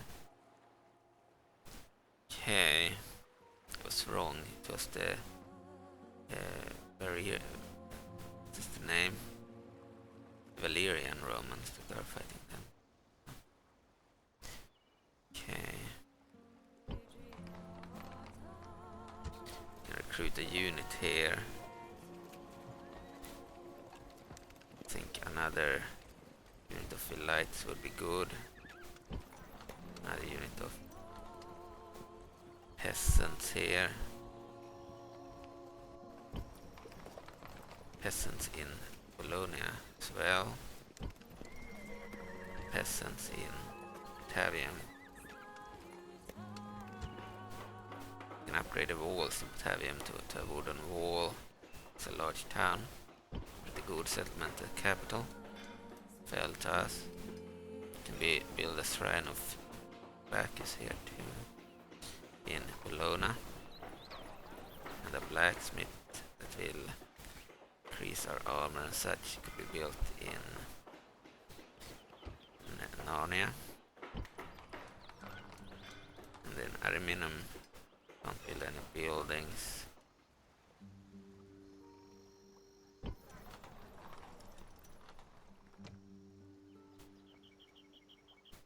Think peasants are good. Imperator, Defending, we will send the Vilites to the army. onward! In fact, we got assaulted by a general Ryanorix of Savannah. Enemy general. Venetii rebels. Can't retreat. They are very few. The Venetii will just auto-resolve this. No point waiting on the loading screen just for a battle where we will be defeated no matter what. Okay, we will keep the rest. Can attack the Insubers and fight this battle the next time. So they have 3 units of spear warbands and a general here, their faction leader, Pierre Domarus, the Insubres, Barbarians. We'll save the game.